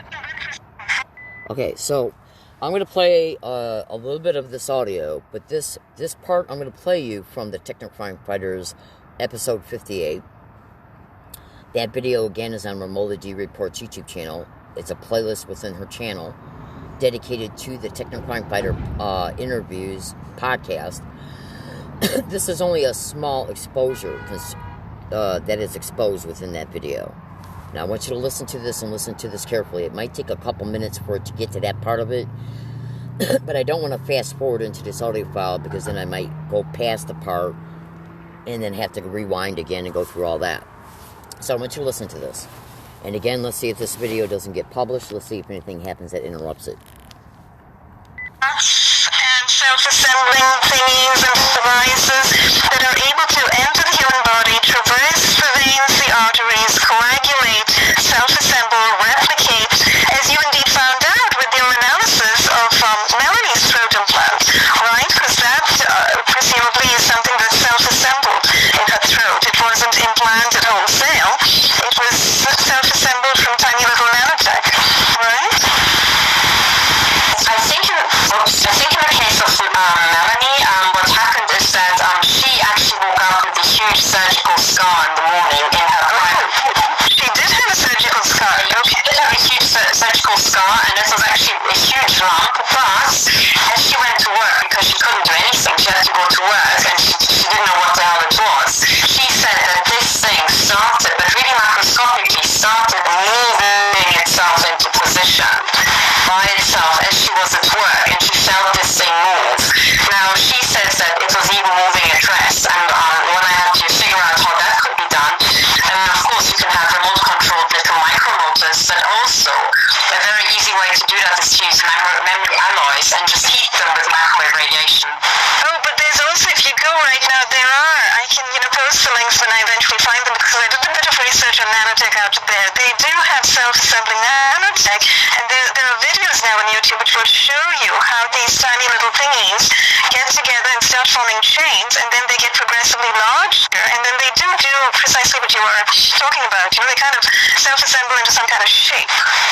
Yeah, exactly. I think what I have seen is certainly fibers growing, and that happens a lot. And actually talking about diagnostics that people can do, I have seen scans of people where they use ultraviolet light, known as black light, and you can see the fiber network under the skin. And this fiber network should not be, naturally your body should not be reflecting, this sort of light, or should not be showing up under ultraviolet or under black light, but it does. And you can get black light torches, off Amazon, off the internet. The other thing is also in terms of diagnostics, something to do is if you feel that you have eye implants, you might not actually feel the object, but you have the feeling that your focus can look through your eyes. What you could have on your lens is thin film technology, completely transparent, completely, you wouldn't feel it. You wouldn't even feel the readout, which also sits on the white bit of your lens. But apparently these things do show up again under ultraviolet light, known as black light, and the way they reflect is different from your natural lens and the iris. They will reflect, I'm just in the meantime looking for an image of this, which I've seen in this book. They will reflect turquoise or purple, I think. And then here in this book, which you can also use for court, there's an image of people exactly with this setup. So this is the Eye of Horus effect, okay? This is what Millicent reports as well. I reported on that in her article because she has information from medical doctors who actually examined her eyes and found something like a turquoise ring, I think. Exactly. And here you can actually see what it looks like. And the idea is you can take this is why I should invest in this book, because you can scan this and put it straight into your quote bundle and then quote the book. But also you can do this diagnostic yourself, and once you know what it looks like, you can buy, a torch. Don't shine it straight into your eye, but you can reflect off it. And what this means is if you get this odd effect and compare it to people who are not targeted, what this means is you just have a very thin crystal layer on your lens. It's like thin film technology. It's transparent crystals, but they can be used as a readout. So it's almost like having a little, LCD camera lens, in your eye. And then of course they can see exactly what you can see as well, Yeah, absolutely. I think it's so important to sort of just speak openly about all of these things that people are reporting and people are finding, and for which we do indeed find evidence and correlation, in books like this, which are actually speaking openly about the technology that's out there. And because what we are actually reporting is, harmful, pernicious, non-consensual implantation of all of these medical devices and nanotech. So.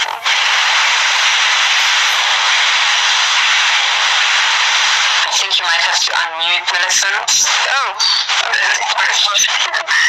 That's when she was gone. Did that do it? Not yet? Oh my goodness, so they're not letting me unmute. I can still see the mute symbol. Oh boy. I'm trying to unmute over here. This is just a joke. I mean, really, the hacking is getting... Yeah, this is hacking. It's definitely hacking, because I'm not muting her here. Catherine, can you hack from your end? Because I think you may have done it from your end, where you muted her. Unfortunately, I'm not a moderator, and the symbol controls, yeah. Now the symbol is gone. Now we should be able to hear her. Say something else. Hold it. Yeah, I can't hear you, Millicent. You can't? Oh no, well the symbol is gone, but I still can't hear. No, I can't hear you. Oh my goodness. No. Can you see me? No, I still can't. Oh no, not again. Can I hear you? Oh, yeah, I can hear you. What? I just realized something. They've moved the volume down. I did not do this myself. I've just moved the volume up for all of us. Someone had moved it down. This is so bizarre. This is our control room, supposedly, on my desktop, and it's been moved down. So I moved it back up. Wow. So, Melissa, we were just talking about all of those different kinds of, implanted devices that you certainly have reported and you have found medical evidence for, right? Right. And Melinda Kidder did it with the black light.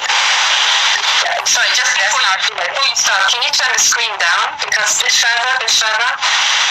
Okay, now I can see it. Thank you. Sorry, that's perfect. That's bizarre. It's bizarre. I could not get my tablet repositioned so that it would show me. But Melinda Kidder used the black light to identify that purple ring around my iris. But when I'm wearing contact lenses, and contact lenses are as clear as plastic, as saran wrap, you can see the purple ring. Wow. You mean somebody without any kind of, right. zooming in device, like, what do they call, magnifying lens, can see it? With the naked eye, right, you can see that purple hue around my iris. It must be something, because if you put the contact lens on, then that already has a different refractive index, and sometimes it shifts the colors. So you get this frequency shift sometimes in the material, just separates out the colors.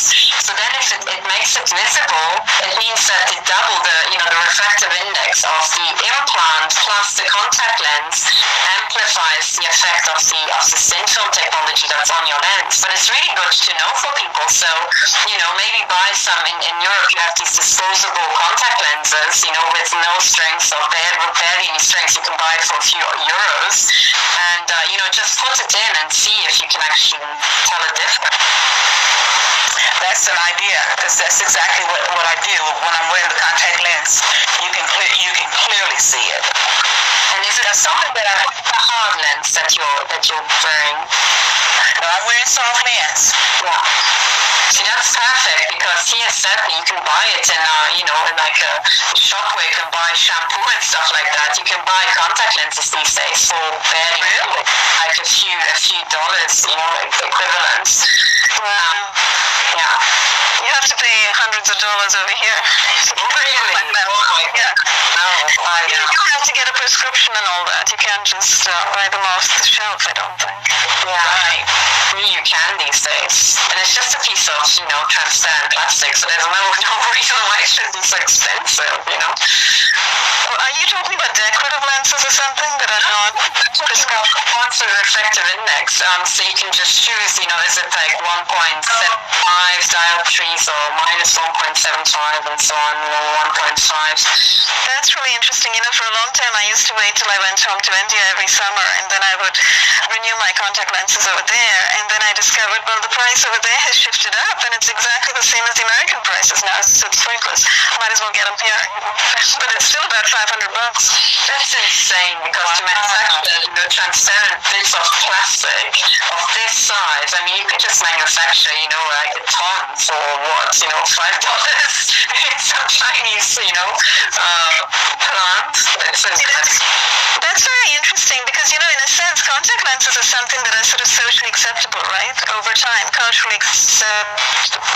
With implants, temporary implants, we stick them in our eyes, we don't think twice about them. But these other implants that we're talking about, they're invasive, and when they're non-consensual, they're most definitely not culturally or socially acceptable. And so we have some real criminals running about in the medical industry, in the pharmaceutical industry, and in the defense and intelligence industry, and security and surveillance, who are actually engaging in non-consensual covert implantation, via the National Clandestine Services and so on and so forth. And, at one point I remember trying to do a whole, trying to get an understanding of what clandestine really meant for these agencies. And I think what I discovered was that when something is clandestine, or when something comes under the clandestine label, it's even worse than above top secret or whatever. It means that even any awareness of it is not to be spoken about by anybody. So it's so thoroughly buried, you know. So that's part, I think, of the kind of mystique that we are dealing with here with non-consensual implants and covert implantation, and the activities, the criminal activities of these dark agencies that are engaging in these dark ops, you know, all over the place. So,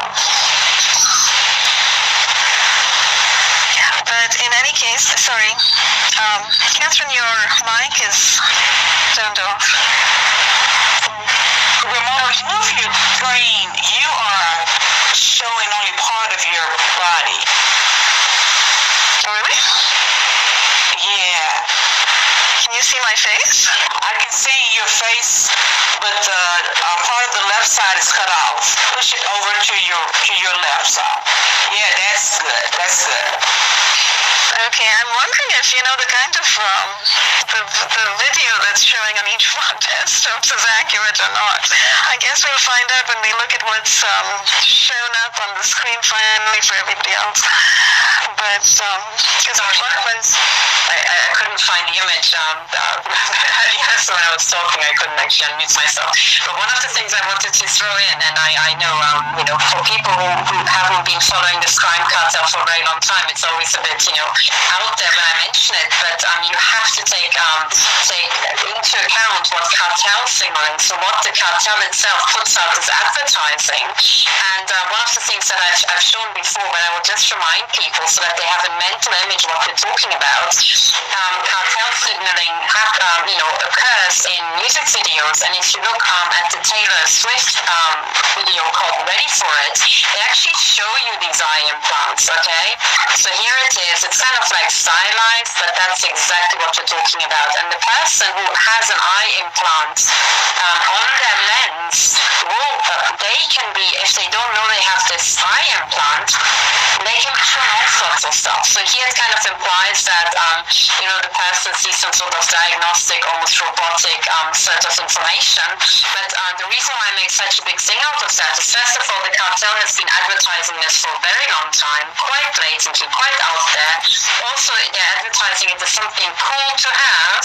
Okay, so it's quite normal. I think a lot of the cartel members already have these eye implants, but if you do not know you have them, one of the things that they can play with you is that using artificial intelligence and fast algorithms, they can overlay images on the images that you see. So stuff that I've heard from victims is that suddenly you like look into the middle of your room and you see a crawling snake in the middle of your room. Now it's not there, it's just a projection onto this lens, okay? It's just a little movie that appears and has been, you know, broadcast in. But unless you know that it's just projected onto your lens, you will think, oh my god, there's a snake. Or you will think they make stuff appear into the room like a hologram. And it's actually just on your lens. And this is why you can't see it. It's real in the sense that you have been shown it, as much as you seeing a movie is real, but it's not actually an object in the room. So this is things appearing in the room, could be something on your eye, certainly, you know, what's typical for the CIA and all intel agencies is anything that's threatening or to do with death and injury. So if you suddenly see dead people in your flat lying around and then disappearing, it's an eye, you know, most likely an eye implant. But also the other thing is that they will try to give you the impression you've gone mad, like for example, overlaying devil's heads on people who you are talking to. So you are speaking to somebody, suddenly you're speaking to the devil or some really grisly face that has been overlaid. But that is just CGI, it's computer generated, you know, graphics and stuff like that. And that is just the kind of game they play with these stupid little implants. So, and you know, they can also do CGI, can't they, through the BCI CBI interfaces, the brain-computer interface, right? So they are pumping in synthetic images through the brain-computer interface. And again, that's the story of a brain chip. There's a neurochip involved, you know, so there's an actual physical device. There you go. So this is something, you know, this may sound like very esoteric information to some people, but this is modern science. This is current day science. And it's also, I mean, it's both from the public domain and it's from the dark ops at this point in time, because there's a lot of discussion in the public domain currently about brain research and about brain interface research, brain-computer interface research, about artificial intelligence, the Internet of Things, filling the head with nanotech and connecting brains to the Internet. If you recall, just this last week, in fact, Sherry sent us around that video, right, from MIT Media Labs of that guy with a little bit of a little device stuck over his left ear or something and connected to his brain, whereby he was able to think a thought, project it onto the computer screen, and then make things happen. So he was showing synthetic telepathy, but through this brain device. He was able to order the 60 Minutes producer, the young producer, pizza, based on his instructions to the computer and through the internet. And they did eventually get pizza at the end of that show. Exactly, and I just like. Okay, so now that is part of the audio from the Techno Crime Fighters video series video episode number 58. Again, go to YouTube search box and type in Romola D Reports. Hold on. Hold on 1 second. Sorry, I'm just getting over a nose cold. In fact, it's actually still going on. So I got some phlegm going on there. Excuse me. Now, I want you to listen to me and listen to me closely. Again, you can go to YouTube search box and type in at YouTube search box Romola. Her name is spelled Ramola. Romola D, Techno Crime Fighters, okay, podcast or forum. Now, in order to bring up any one of the techno videos that's got Techno Crime Fighters within the title of it. But you can also go into your YouTube account and look for the playlist that is labeled Techno Crime Fighters. Once you get to that playlist, what you want to do is you want to look for episode 58. It appears those videos are stacked on top of each other concerning the sequential numbers, like video 1, 2, 3, 4, 5, 6, 7, 8, and so on. So you shouldn't have any problems at all in finding it. Now, the audio I just played that was tape recorded from that YouTube video is not the only details discussed concerning these non-consensual remote neural monitoring islands implants. And what did you hear Dr. Catherine Horton state? She openly stated that it's a thin film. Now, my fellow American citizens, I want you to also understand something. These what you see here, these are not cataracts at all. In fact, check this out. Do you know how, like, sometimes when you wake up in the morning and you got that gooey stuff in your eyes and you take it out, okay? If you got a cold, sometimes it might have a little bit more discoloration to it. Okay. Now, that type of gooey stuff can also get trapped behind the island's implant and the back part of it and the eye itself. And then you end up seeing little itty-bitty floaters. Okay? That's not cataracts either. And the reason why I know it is because on those days where I've experienced that, what I would do then is just endlessly rub my eye until I can get the gooey thing situated down here in the corner and then pick it out. Okay? So, from what I understand so far about cataracts and the cloudy stuff you see in your eyes, some of that could be eye fluid caused because of the cataracts, but the major part of what cataracts produces cannot be taken out of the eye. Okay? Now, I'm just referring to the gooey stuff that's in your eye. Well, sometimes when that gooey stuff is in my eyes, because sometimes when you sleep real hard, for whatever reason, the body decides to secrete more of that. Okay? Well, sometimes it will secrete it in a real big way, and then they form into just little itty-bitty bunches, but then they don't move around freely in the eye, so you can take it out in the corner of the eye like most people do, like in this corner here or the other side corner, like most people would do if they would be able to freely float about in your eye.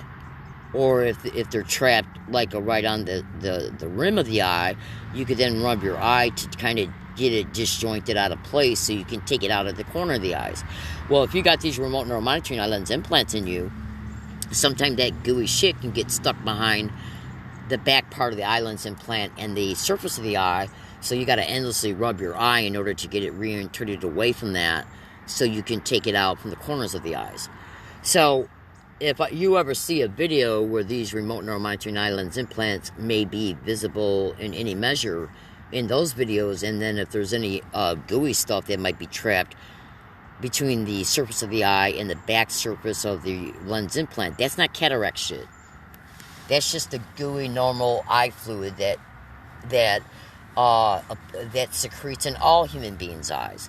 And the only reason why it might form up into bunches, maybe you had a day or night to where you had more eye fluid secretion, but then the remote neuromonitor back side of the remote neuromonitoring eye lens implant can trap it into a fixed position. Okay? So if these little fucking 6 satanic whores, if I am ever lucky enough to see these criminally insane animals in court, they can then claim, well, you're showing us a picture, you're showing us a video, as long as that video don't disappear. Okay? And you're suggesting the remote neuromonitoring eye lens implant, so I tell you what we'll do is we'll court order you to see a medical, an eye doctor of our choosing, or any other eye doctor, even one of your choosing, and then they can privately collude with them from behind the scenes, and then that doctor is told to diagnose you with cataracts, or any other else thing that they could say is producing this type of imagery. And check this out. They can even intentionally induce cataracts through directed energy weapons attacks. But even if you got cataracts, it still doesn't mean the remote neuromonitoring eye lens implant ain't there. So you gotta understand something about gang stalking. These sick, filthy bitch, lying, criminally insane, filthy, maggot, rat-ass animal whores, they will apply any excuse concerning what's happening to you, and they to be anything except for gang stalking. They will claim your evidence is not evidence connected to gang stalking, but to something else. They'll claim you came down with throat cancer, face cancer, brain cancer because you just came down with it or it's in your family history, not because it was induced through directed energy weapons attacks. These people are nothing but mass murdering whores. It is literally all they will ever be, is nothing but literal mass murdering whores. They're torturing tens of thousands of gang stalking victims all over the United States as I speak. Now, let's start segueing into one of the aspects of the subject matter, which is the motivation of this video. Now, I went out of my way to help you see that these are here. When the video I made yesterday, which will be located right in the profile, right below this video, once I publish this video, it's going to go into my profile on my account of my broadcast. So go into my profile after this video is made and look at the video that will be positioned right below it. That video shows me playing the video, the Periscope video of the day the remote neuromonitoring eye lens implants was discovered. This is a snap screenshot from that video. So when you bring that video, when you see that video play out, and you see the video being played in the video, take snap screenshots as it's being outwardly shown that they're there. Because these remote neuromonitoring eye lens implants were captured in a live Periscope broadcast dedicated to another phone's Periscope account. Okay? So, now, let me explain to you some of the things occurring in gang stalking. If any gang stalking victim states that a specific thing is happening to them, that specific thing they know the victim can't prove, or at least can't prove yet, they can take those statements and say that those statements are stemming from the symptomology of a mental illness in order to lock you up, including for illegal probate control schemes, which is connected to the original motivation of why you were targeted to begin with. So if a gang stalking victim who's being sadistically tortured through many different technological resources that these satanic whores have, can that victim find other ways, use creative language in order to convey the descriptions of those tortures without claiming that those descriptions are related to their own specific torture? Meaning that I can expose anything and you can always guess who I may be talking about. Read between the lines, sweethearts and sweet peas, because when you read between the lines, you can imagine who I may be referring to. Hold on. Now, in many of my video exposures dedicated to the 5 Simple Periscope accounts, write this down. Hold on. What you want to do is you want to go to YouTube search box and type in M as in Mary, MTS, Gangstalk, Oh My God, Suck My DI, and then the number symbol on your keyboard twice, right next to the DI, and that actually represents DICK. One of the main things that they've been doing around me, concerning me, every single place I went, and 90% of all places I've lived at least, concerning what this crime has been doing to me, along all routes, every place I've went, and 90% at least of everywhere I've lived, in the last 9 years in San Diego, is by and through them propping up people along my routes so they can stand around me, walk by me, congregate around me, in the places I go to, including outside of them, okay? In order to have those people repeat, suck dick, gangstalk, oh my God, suck dick. That's related to the sensitization method of gangstalking, repeating words and phrases, repeating identical words and phrases. Okay, hold on a second. Now, so that MTS, gangstalk, oh my God, suck my DI, and then the number symbol twice from your keyboard is the title of a YouTube playlist.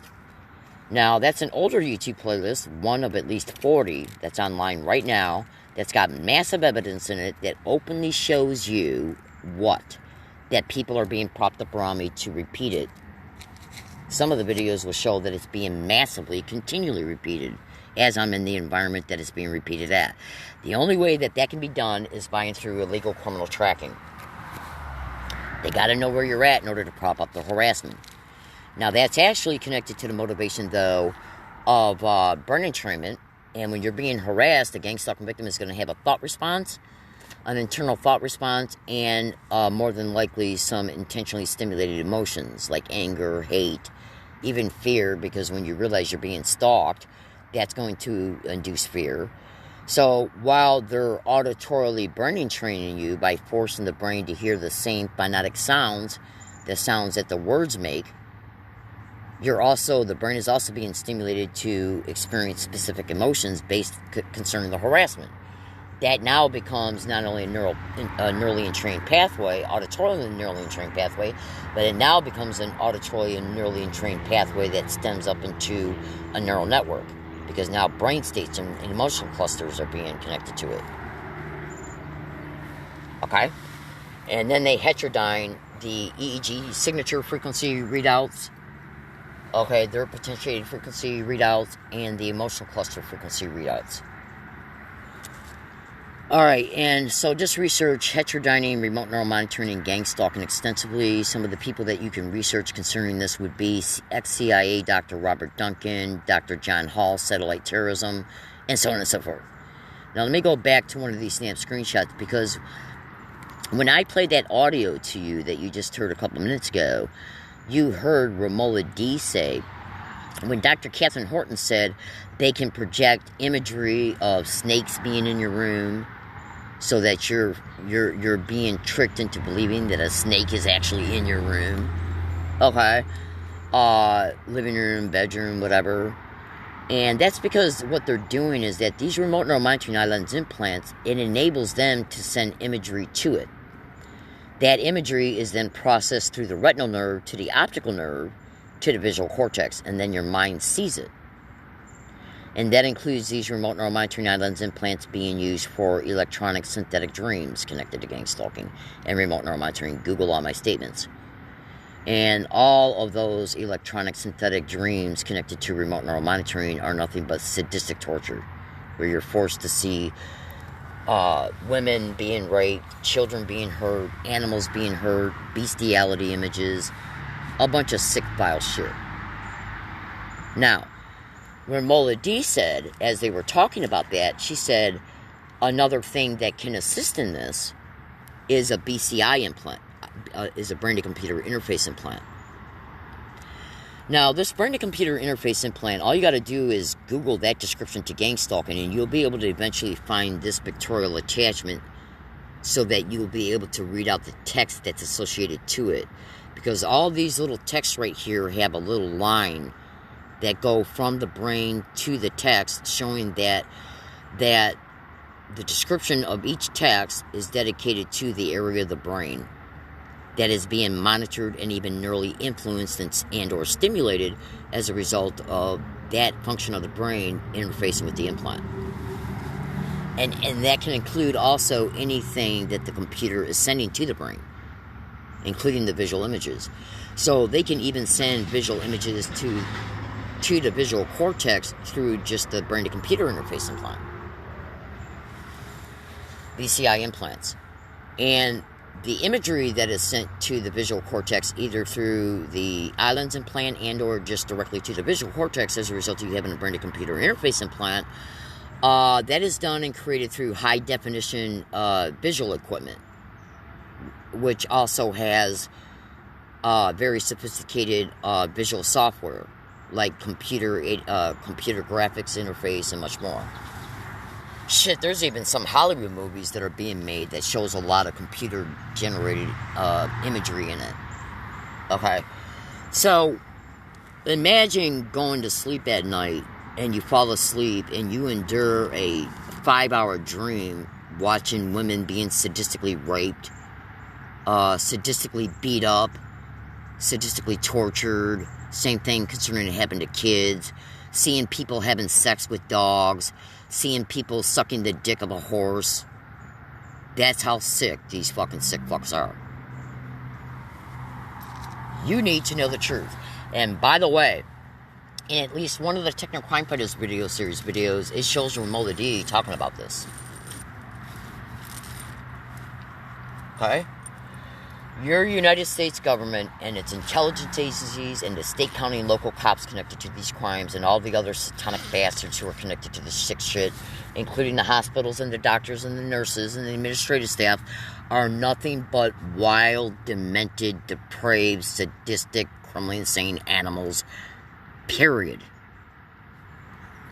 Now, what did I say a minute ago that you can go to YouTube search box and type in at YouTube search box MTS Gang Stalk Oh My God and Suck My Dick? That's a playlist. And that playlist is many, many, many videos showing people being propped up around me to repeat Gang Stalk Oh My God and Suck Dick. Every fucking place I went for the last 9 years. And 90% of all the places I've lived at. So what do you see here? Alright, hold on. This is an ear implant that is non-consensually put in gang stalking victims. It's got a sound processor. Hold on one second, because this is one of the more blurrier pictures taken from this. But anyways, so just research ear implant, cochlear ear implants, and gang stalking. This enables the perpetrators to, it can be used to assist in voice to skull, including voice to skull with voice morphing, but it can also be used as a surveillance tool. Everything you hear, they hear. Okay? What do you notice there? Trigger words. Okay? So let me expand on this for a couple of minutes, because this is one of the most relevant aspects of this friggin' video. Okay. So, this brain-to-computer interface implant, you can see it's got an arrow pointing to the head and an arrow pointing from the head back to a computer. That means data is being sent to the brain and data is being extracted from the brain back to the computer. Now, so there's a part of your brain that's called the audio cortex. Everything your ears hear gets deciphered and broken down into specific type of sound signals, and then the brain distinguishes it, and that's what enables you to understand what you hear. In your audio cortex, well, this brain-to-computer interface is monitoring every function of your brain, including the visual and auditory and the audio cortex. And what's one of the two main motivations of gang stalking? Auditorial and visual brain entrainment. So, let me light a cigarette. Hold on one second. Now, so, what's one of the two main things that they can do with this technology being in you? Well, check it out. Since the computer can send data to the brain, and since the same computer can also receive information from the brain, That means they're monitoring all your neurological functions.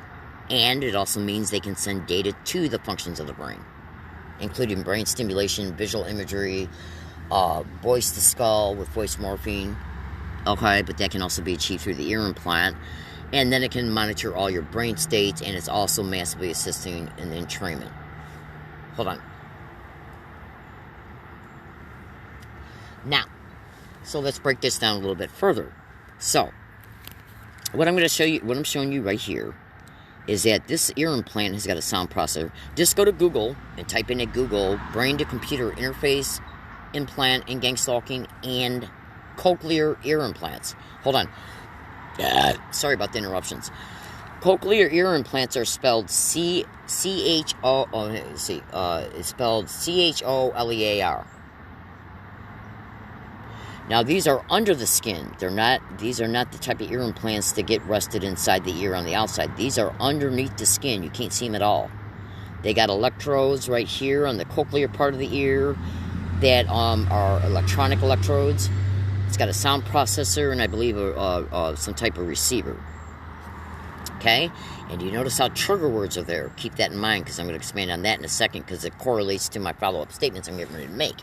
So, say if somebody walks by me and says gang stalk and or gang stalk oh my god and or oh my god and gang stalk or oh my god suck dick or gang stalk oh my god suck dick.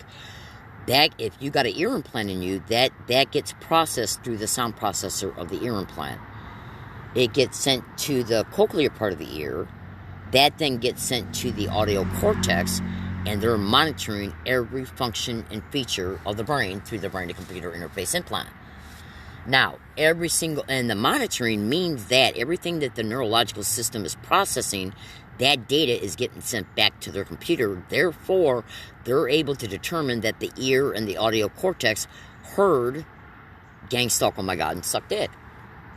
Now, if you went to Google search box and you clicked on that little microphone icon and then said how to make a German chocolate cake, text will appear in the Google search box, how to make a German chocolate cake. What that is sound to text translation. Alright? So, when the audio cortex is processing gang stalk, oh my god, or suck dick, these are what? Trigger words. For what? At least two things. The audio cortex hears it. The computer that's interfacing with the brain, including through the implant, is hearing it in the audio cortex. That then gets sent back to the computer. The computer translates it from sound to text, and so on their monitor, and the software program within the computer is now seeing through text the words gang stalk, oh my god, and suck dick. Now the software can then be programmed to execute a function whenever the computer reads out gang stalk, oh my god, and suck dick. Meaning that, but not limited to, whenever the computer is reading out text gang stalk, oh my god, and suck dick, it will then be instructed to execute a pre-programmed command, like transmitting back to voice to skull, why does she want to suck his dick? Or they can then, or they can transmit a visual imagery of a man's dick into the visual cortex, and or onto the surface of the islands implant. That then gets processed through the retina to the optical nerve to the visual cortex. And then when they do it over and over and over again, that becomes what? A visually entrained pathway. That visually entrained pathway then becomes a neural network, because as the human brain is experiencing this trauma, because the brain is recognizing it's being done, because they know your brain knows how it's being done, because your brain is educated about these dynamics, about these attributes of this crime. Okay? Now, so the brain is being traumatized in real fucking time. So when they transmit the visual imagery of a man's dick, or a visual stream of a man jacking off, or a visual stream of a dick going into an ass, literally, they will simultaneously use voice to skull and transmit something like, whose dick does she want to suck? Now it becomes an auditorial and visual brain entrained pathway. When that's constantly repeated, it's reinforced. Once it becomes reinforced, it then produces a potentiated frequency output from it. And every time then on subsequent dates, when gang stalk, oh my god, or suck dick is said around the victim, the same step is repeated, and the brain perceives it, and the computer can then stimulate another function like continued use of voice to skull, but it will also excite the entrained pathway, the potentiated frequency output from it, and then when that frequency fires, that can be used to, the computer will recognize that it's fired, and then they can program the computer to also perpetrate a specific function, a manipulation, when the computer is recognizing that frequency has been fired. Let me give you an example, a fast example. Check this out. Say when you got married and your wedding song was Endless Love. Okay? And 10 years down the road, you walk out of your house and you get into your car and you turn on the radio and your wedding song comes on.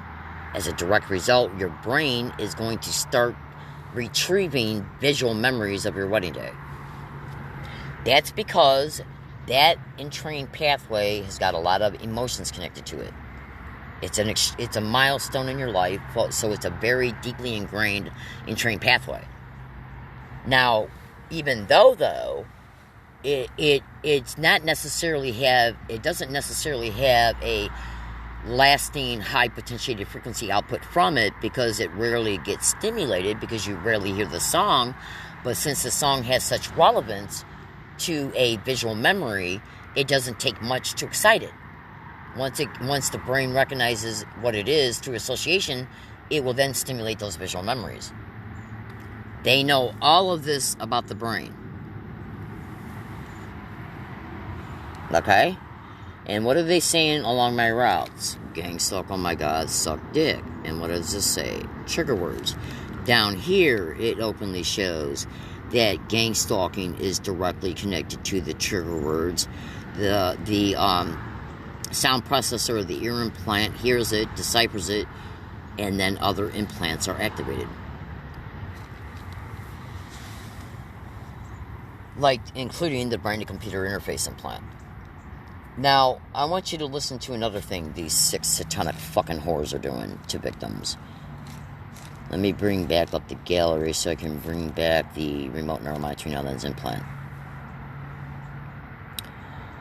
They can transmit visual imagery onto this remote neuromonitoring lens implant because it literally works as a camera that's got the ability to have still photos, still snap screenshots onto it, and or short video streams.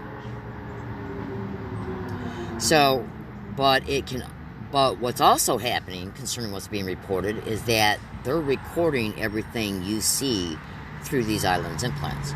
So, let's say if you're a homeless woman who's been made homeless, and they're propping up people to approach her at a wooded area, and when the people come on the property, they'll pull out their dick and act like they're taking a piss right in front of the victim. When the lens implant records that, that then becomes a recorded image on their computer.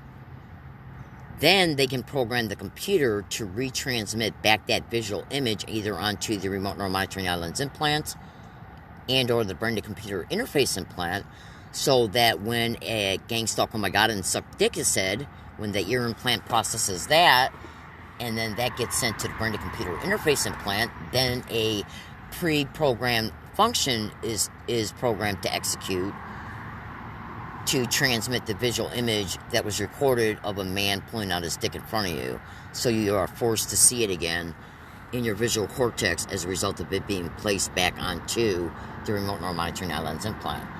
The retina sees it, it processes it through the optical nerve, and then the visual cortex sees it again. They then continue to do that repeatedly. That now becomes a visual entrained pathway.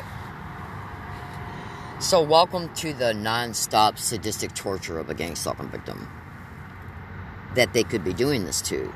Anyone at any time can read between the lines concerning who they may be doing this to. So, if you are aware of what gang stalking would do concerning trying to intentionally excite a response out of you, which is another motive of why they're doing what they're doing, when they prop up something around you that you've been sensitized to related to the sensitization method of gang stalking, when they prop up a statement around you that's related to a statement that was said as you were enduring a prior victimization, they program the computer to recognize that statement, and then when the computer recognizes it, it then sends a visual or auditory manipulation to you, forcing the brain to constantly hear or see it over and over and over again. Now, there also can be other motives concerning why they're creating these neurally looped and trained pathways. And the reason why they're looped neural pathways that they're creating, including neurally looped neural networks, is not just to create the potentiated frequency output from it. In order to potentiate that frequency output, you got to repeat the same exact identical acts. Okay? So there's other motivations connected to that as well, and I don't feel up to going through it again because I don't feel well today. Hold on a second. Alright, so I'm getting ready to let you go because the sun's out and I'm going to prop up my solar panels. So, if you have an apartment or a home, no one has the right to break down that door and come in it and pull their pants down in front of you, and so you are forced to visually see their dick. But when they can make you homeless, all they do is fucking track you to a wooded area, okay? Make it look like they got a normal appearing reason to come on the property to do it, and how are you going to prove it's done intentionally? And then how are you going to prove why it's done concerning the motive of it? Is that an additional reason why they made me homeless? Because these are remote neuromonitoring lens implants that are in the left eye, which is the top picture, and the right eye, which is the bottom picture. Okay? That's a fucking lulu. You just would not believe how sick these fucking psychos are. You fucking just would not believe it. They're fucking sick to the fucking maximum extreme. Okay? It can't be said any clearer. Okay?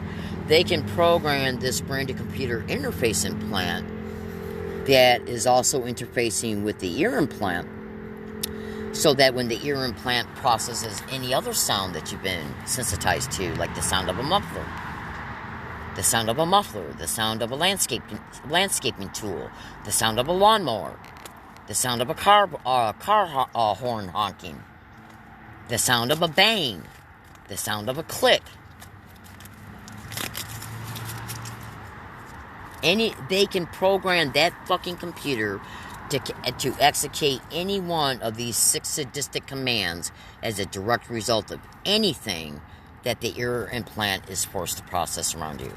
Meaning that you can fucking be walking down the street and somebody can walk right by you and said, I had a good day, and they can program this fucking computer to execute one of these commands to execute the sadistic technique as a direct result of that computer being programmed to execute the command whenever the ear implant processes the sound of somebody saying, I had a good day. So do you see how their victimizations are able to be achieved by and through things that can be easily blended within any environment? And they can also send voice to skull to these ear implants, forcing the victim to hear something that the computer has been programmed to execute a function of once that computer translates the sound to text. So the victim has no way at all not to block out the voice to skull or any way that the brain to computer interface implant is interfacing with the brain. They can't block it out because their brain is forced to experience it. So they get to achieve their visual and auditory brain treatment whether you fucking try and ignore it or not, because they're forcing the fucking brain to experience it by and through these non-consensual biological intrusions.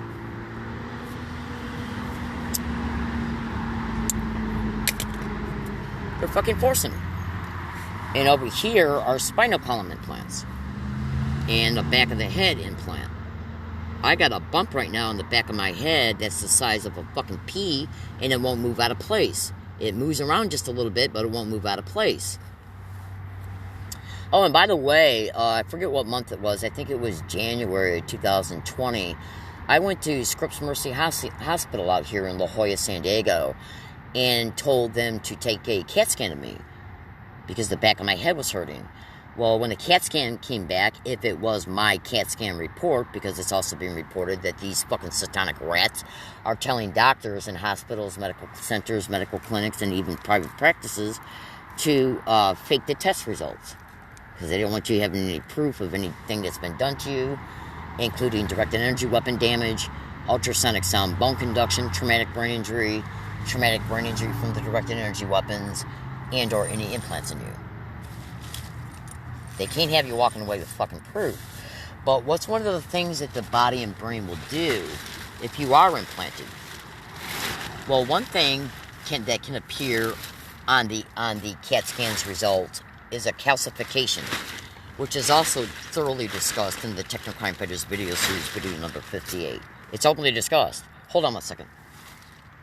It's openly fucking discussed that when you go get an fMRI and or a CAT scan, if that machine is not calibrated to where it can distinguish, to where it can take a thorough look at something that's extremely small, then what it might show up as is a calcification and or a shadow spot. So when I went to fucking Scripps Mercy Hospital in January 2020, which is right up the fucking road from where I'm at right now, and he showed me the CAT scan results, he stated they were mine, he showed me 2 calcification spots right at the very base of the bottom of the head. And that is one of the massively exposed identified spot where implants are being placed at. And your body forming calcifications around implants is a massively identified thing that the body is naturally doing if you had the implants in you. Okay? So, if you go to a hospital to ask for a CAT scan, and then you have those type of CAT scan results, and the doctor you're interfacing with has been already privately colluded with, and the host who's colluding with him can tell him what to say, some of the things that he may say are the things that he's told to say because the host of this crime that's colluding with him privately knows you fucking wear a tape recorder. So he might be told to say that that's a common thing that appears on CAT scans of people that are in your age group. In order to make it appear those things ain't done there, that those things aren't there specifically, uniquely because of another cause. Because the host would tell him to say something like that, because the host knows as he's examining you and as he's telling you about what these are, that host knows you got a fucking tape recorder running in the recording mode.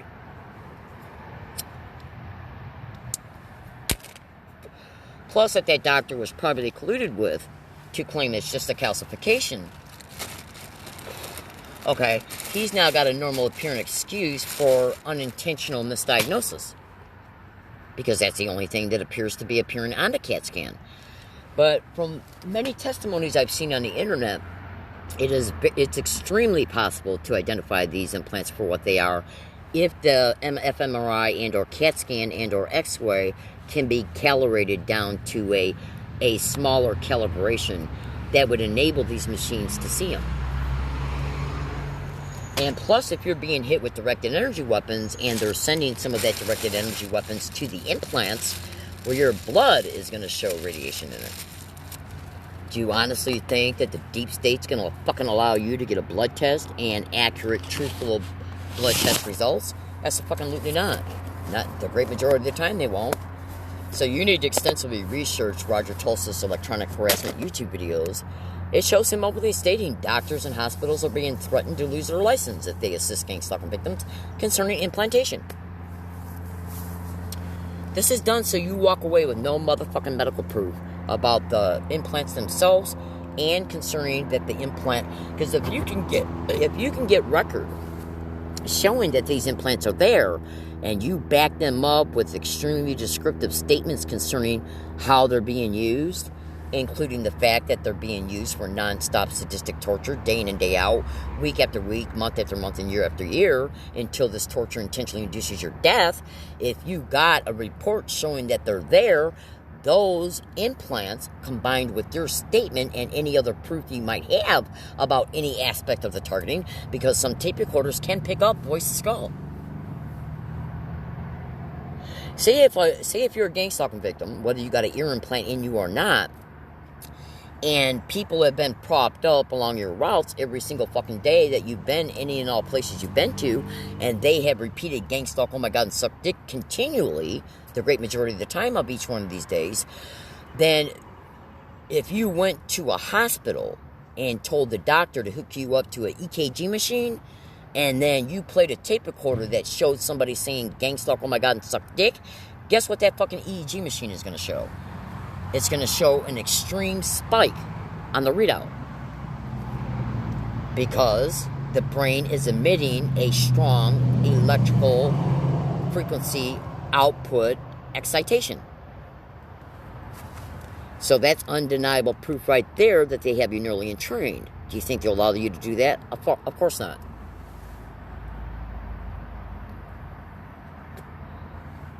Of course not. The goal, some of the goals of these fucking filthy whores is to slowly kill you. Because you can even see in this diagram here that when some of these implants are activated, including by and through the trigger words, that radiation can be released in the body. Okay? Implants are activated, distress, depression, pain, anger, and right below that talks about radiation. Okay, but I didn't get that firmly exposed in the snap screenshot, and I'm sorry about that. So, just the fact that they're sending massive high doses of EMF fields and electromagnetic, non-ionizing and ionizing radiation through directed energy weapons and electromagnetic weapons connected to gang stalking victims, right fucking there should tell you that they're intentionally attempting to induce many forms of cancers. Imagine coming down with face cancer, especially if you're a woman. They'll target your throat if you're a smoker, so they can claim you came down with throat cancer as a direct result of your smoking.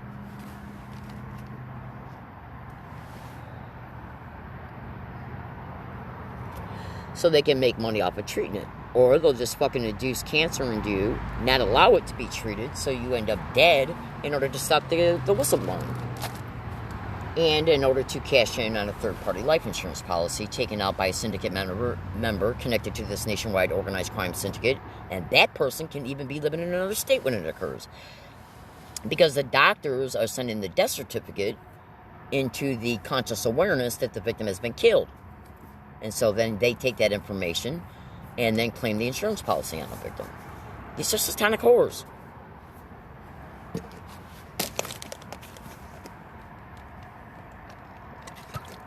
And they can fake consent concerning donating body organs upon your death, so they can harvest your organs and sell those.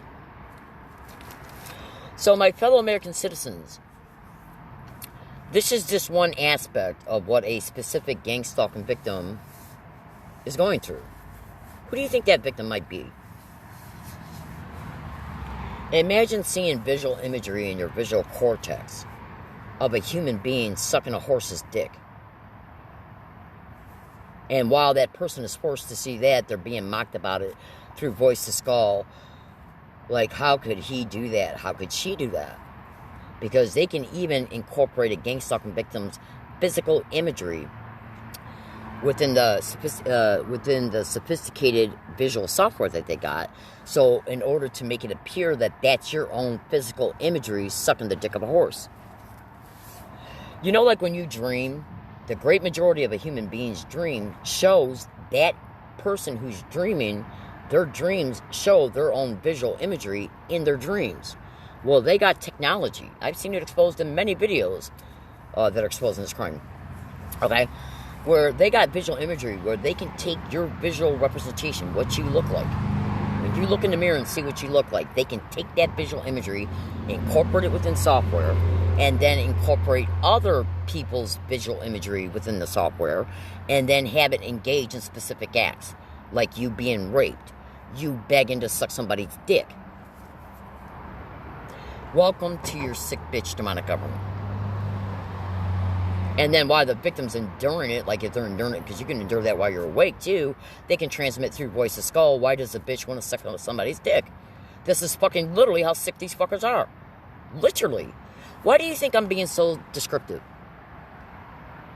Consider this. If this was fucking happening to you, and you were at the amount of educated knowledge that I'm at concerning this, that means that part of that educated knowledge is you know that you cannot and never will be able to get no help from doctors, police, lawyers, or courts, including judges. That means you know that you will be entrapped in this crime for the rest of your fucking life, forced to endure it every day, day in and day out, nonstop, including when you're sleeping. How the fuck do you think you would feel if this was happening to you while you're consciously aware that you're completely powerless over it endlessly? Would you find creative ways to expose what you're enduring?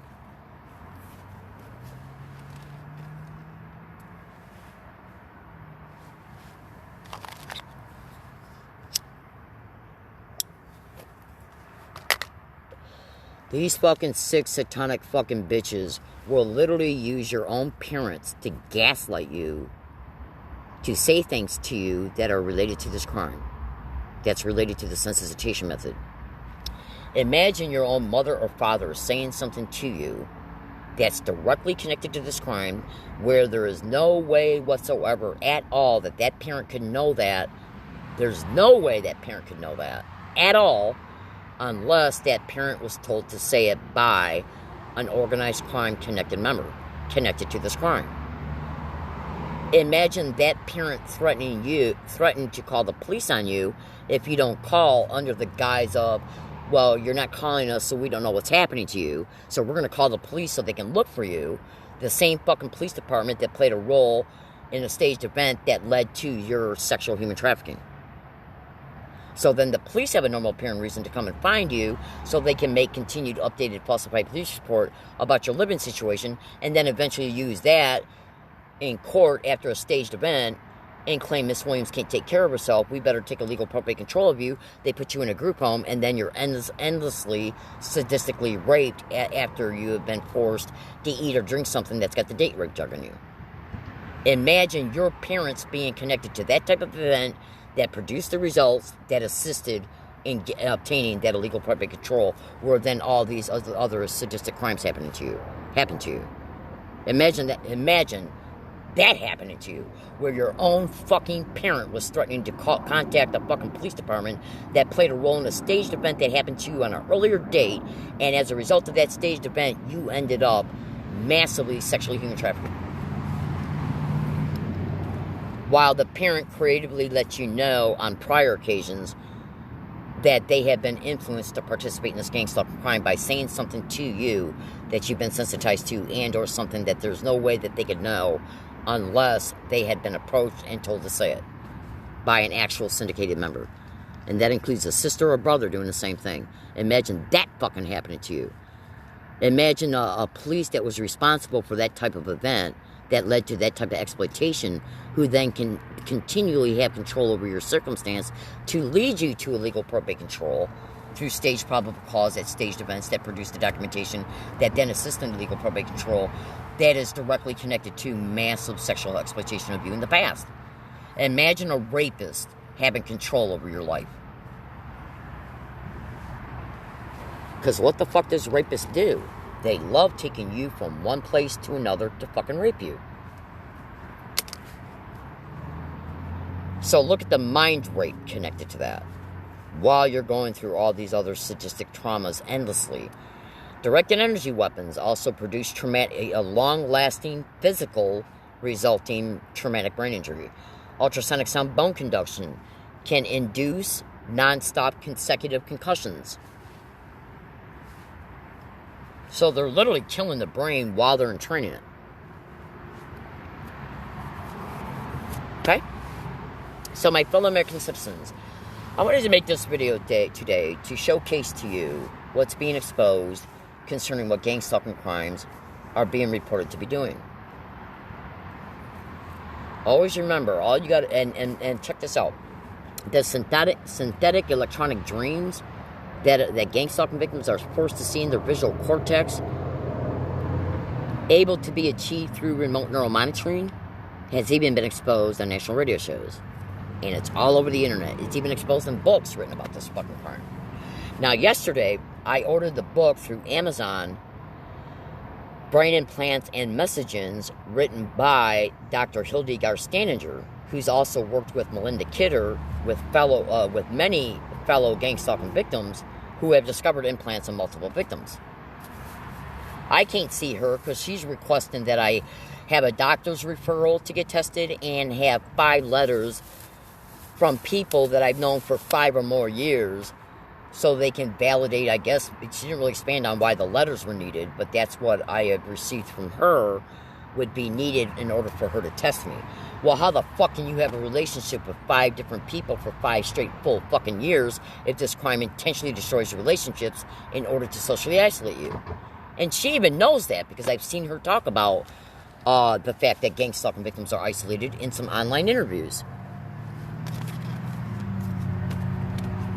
So the people that are out there that are offering services that will help you prove you've been implanted are requesting things from you that you cannot provide to them, and as a result of you not being able to provide it to them, you fucking can't get tested. As a direct result, you're left entrapped in that aspect of the crime. At least for now, until you can find somebody else. And there's an extreme unlikelihood that you're gonna be. Because what did I say earlier? They fucking watch what you're looking up on the internet. They then, through the in real time, everyday tracking of you, they can see if you're heading to the places you've looked up. And then they privately collude with these satanic bastards in hospitals and medical clinics and medical centers. And check this out. Many of the medical centers and medical clinics that are within our community are owned by the very organized crime groups that are fucking participating, that are hosting this shit.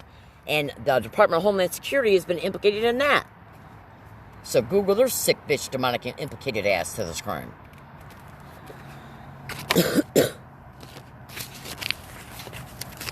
Oh, and there's so much more going on concerning this crime connected to remote neural monitoring, like memory mapping and memory stimulation.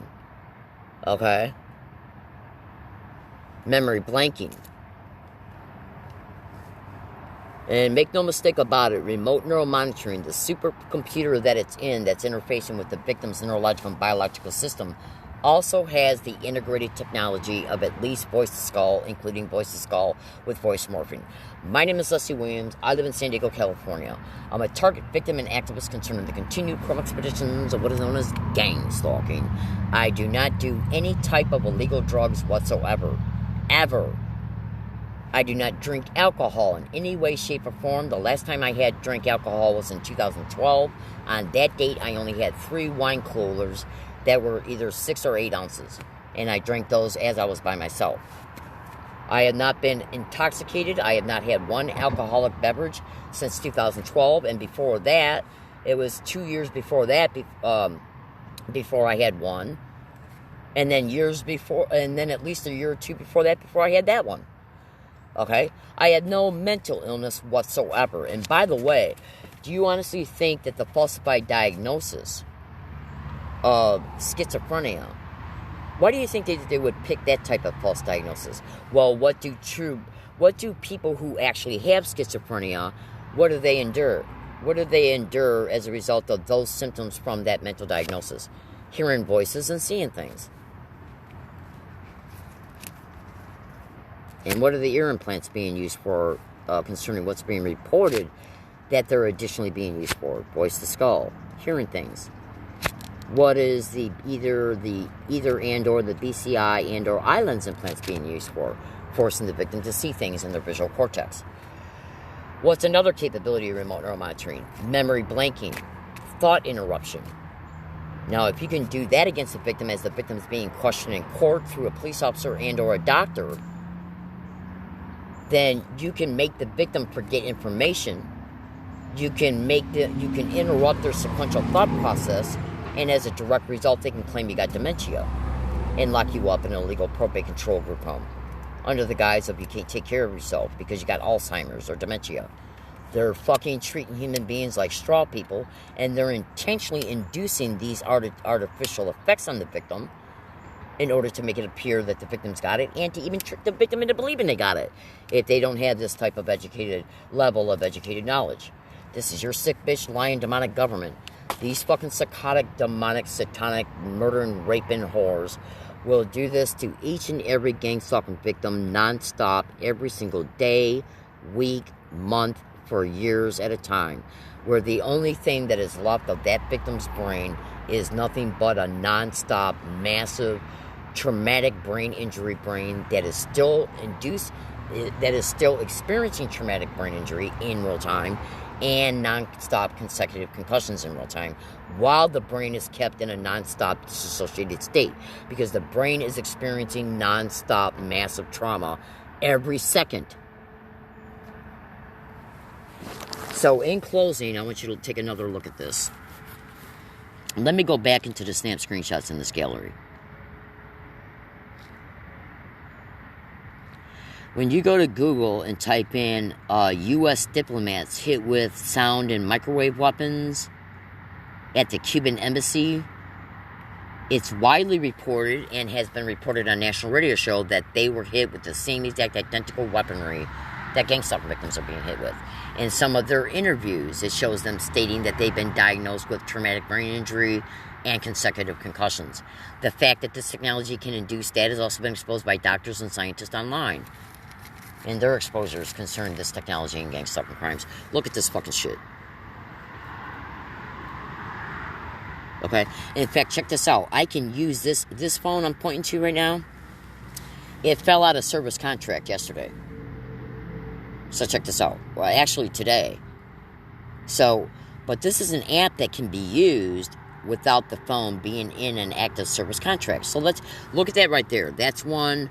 I bet I at least got 300 snap screenshots on this new phone of the readouts that the ultrasound detector is picking up. Ultrasonic sound bone conduction. And that's a delivery system as well for voice to skull. Look at this fucking shit. 58 dB SPLs at 21.6 kilohertz. And it appears to be widely staying in the range of 21.6, 21.7, and 21.8, while it's massively fluctuating in the dB SPLs. Decibels. Look at that fucking shit. Okay? I at least got 300 snap screenshots on this new phone alone. So let's bring up the ultrasound detector app right fucking now, because you can use this app without the phone being in its service contract. So baby cake sweethearts and munching butts, check it out. I'm going to show you that it's picking it up right now in real time while I'm at a fucking wooded area. Here's the app right here. Ultrasound detector. I'm going to fucking bring it up. Watch. It's going to literally show you it's being picked up in real time as I'm fucking talking to you. Now watch it.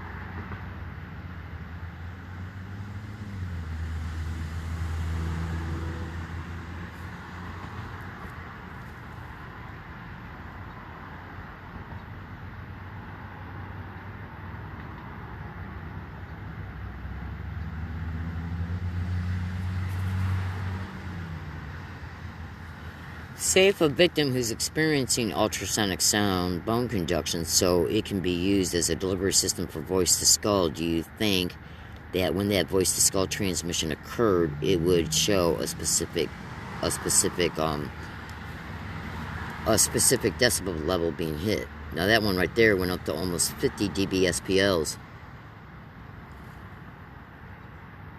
Okay?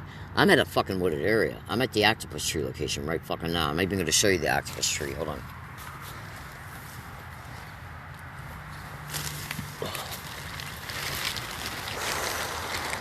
There it is, right over there.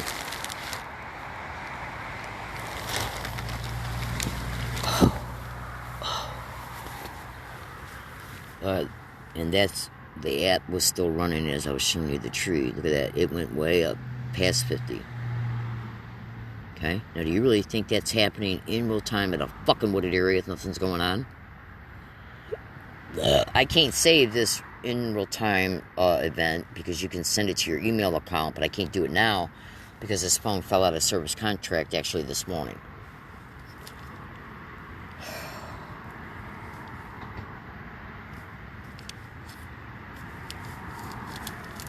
Imagine you experiencing memory stimulation of good memories good memories that you had with one of your parents, and then right after that's done, they'll stimulate abusive memories.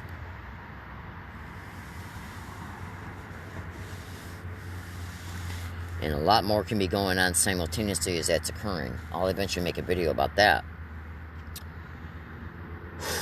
So, my fellow American citizens, please research what I stated in this fucking video. I gotta let you go because I got stuff to do. Everybody, thank you for listening. Have a good day. Please say a prayer for my safety and for the safety of all gang stalking victims. I hope you learned something in this video. Okay? I literally gotta let you go because I got stuff to do. It's already 11:43 and I barely have gotten anything done today. I woke up feeling like shit. Was I hit with directed energy weapons last night? Absolutely. To the top of the head and so on. Okay? So, I want to thank you for staying with me. I want to thank you for being with me. I hope and pray that you've researched what I've exposed. Okay? Follow my instructions to the letter. Research all my descriptions. Correlate the data that comes up from each research description. Each description is a piece of the puzzle, and after a while, you'll start having more of a holistic, pictorial understanding of what's going on concerning the entire crime of gang stalking. Gang stalking victims are extreme torture victims. They're torturing us literally to our death, intentionally, purposely. Thank you for listening. Today's date is December 17th, 2020. My name is Leslie Williams. I live in San Diego, California, and I also want you to know that I arrived in San Diego on August 8, 2011 from Connecticut. I have literally not hung around one person, not for 1 second, since I've been in San Diego since that date. And it's now December 17, 2020. Now, I made that choice before coming to San Diego from Connecticut because I ended up being exploited in Michigan through this crime as a direct result of my life being socially infiltrated. Now, I already knew they were going to gang stalk me from Michigan to Connecticut, and then from Connecticut to San Diego, because I was gang stalked from Michigan to San Diego in 2006. I came out here to San Diego from Michigan in 2006, and I was out here between 1 and 38 days, and was gang stalked along every single one of my routes and where I lived at. I got the email files to prove it. Okay? So, social infiltration is done for many reasons. It's done to create fake friendships, so that these people can lead you to environments where you can be set up, where you can be exploited, where you can be killed, where you can be robbed. Okay, and for dependency relationships as well. So, trust me when I say, my fellow American citizens, if you had any idea about what happened to me in Michigan, you would know that I'm telling you the truth concerning that. So, if I ever end up dead and the police try and report that I was killed because of something I was doing with somebody else, or something that somebody did to me as a result of me hanging around that person, that ain't nothing but a fucking in-your-face, completely 1000% bull-faced lie. Always remember that on any and all dates, because I will not form any type of relationship with anybody, even at the acquaintance level, until I know for a fact that I am out of every single aspect of this crime permanently. And I already know that will never happen. Okay, so everybody, thank you for listening. Have a good day. Please say a prayer for my safety. Please stay tuned to this Periscope account. Please research all descriptions, follow all instructions, and you will eventually see truth. Everybody have a great night, and please stay tuned to this account for future broadcasts, and feel free to go into the profile of this account so you can watch any or all broadcasts that are already dedicated to it, including the 3-hour video that I just recently made here in the last 10 days. That video also shows the live Periscope broadcast of the day the remote monitoring islands and plants were discovered. When you bring that video up and see the video being played in that video, take snap screenshots of the eyes. I got it, and then zoom in on them, and you'll see them. Well, you're going to see them in the video anyways. All right, have a good day, everybody. I got to go. Bye-bye.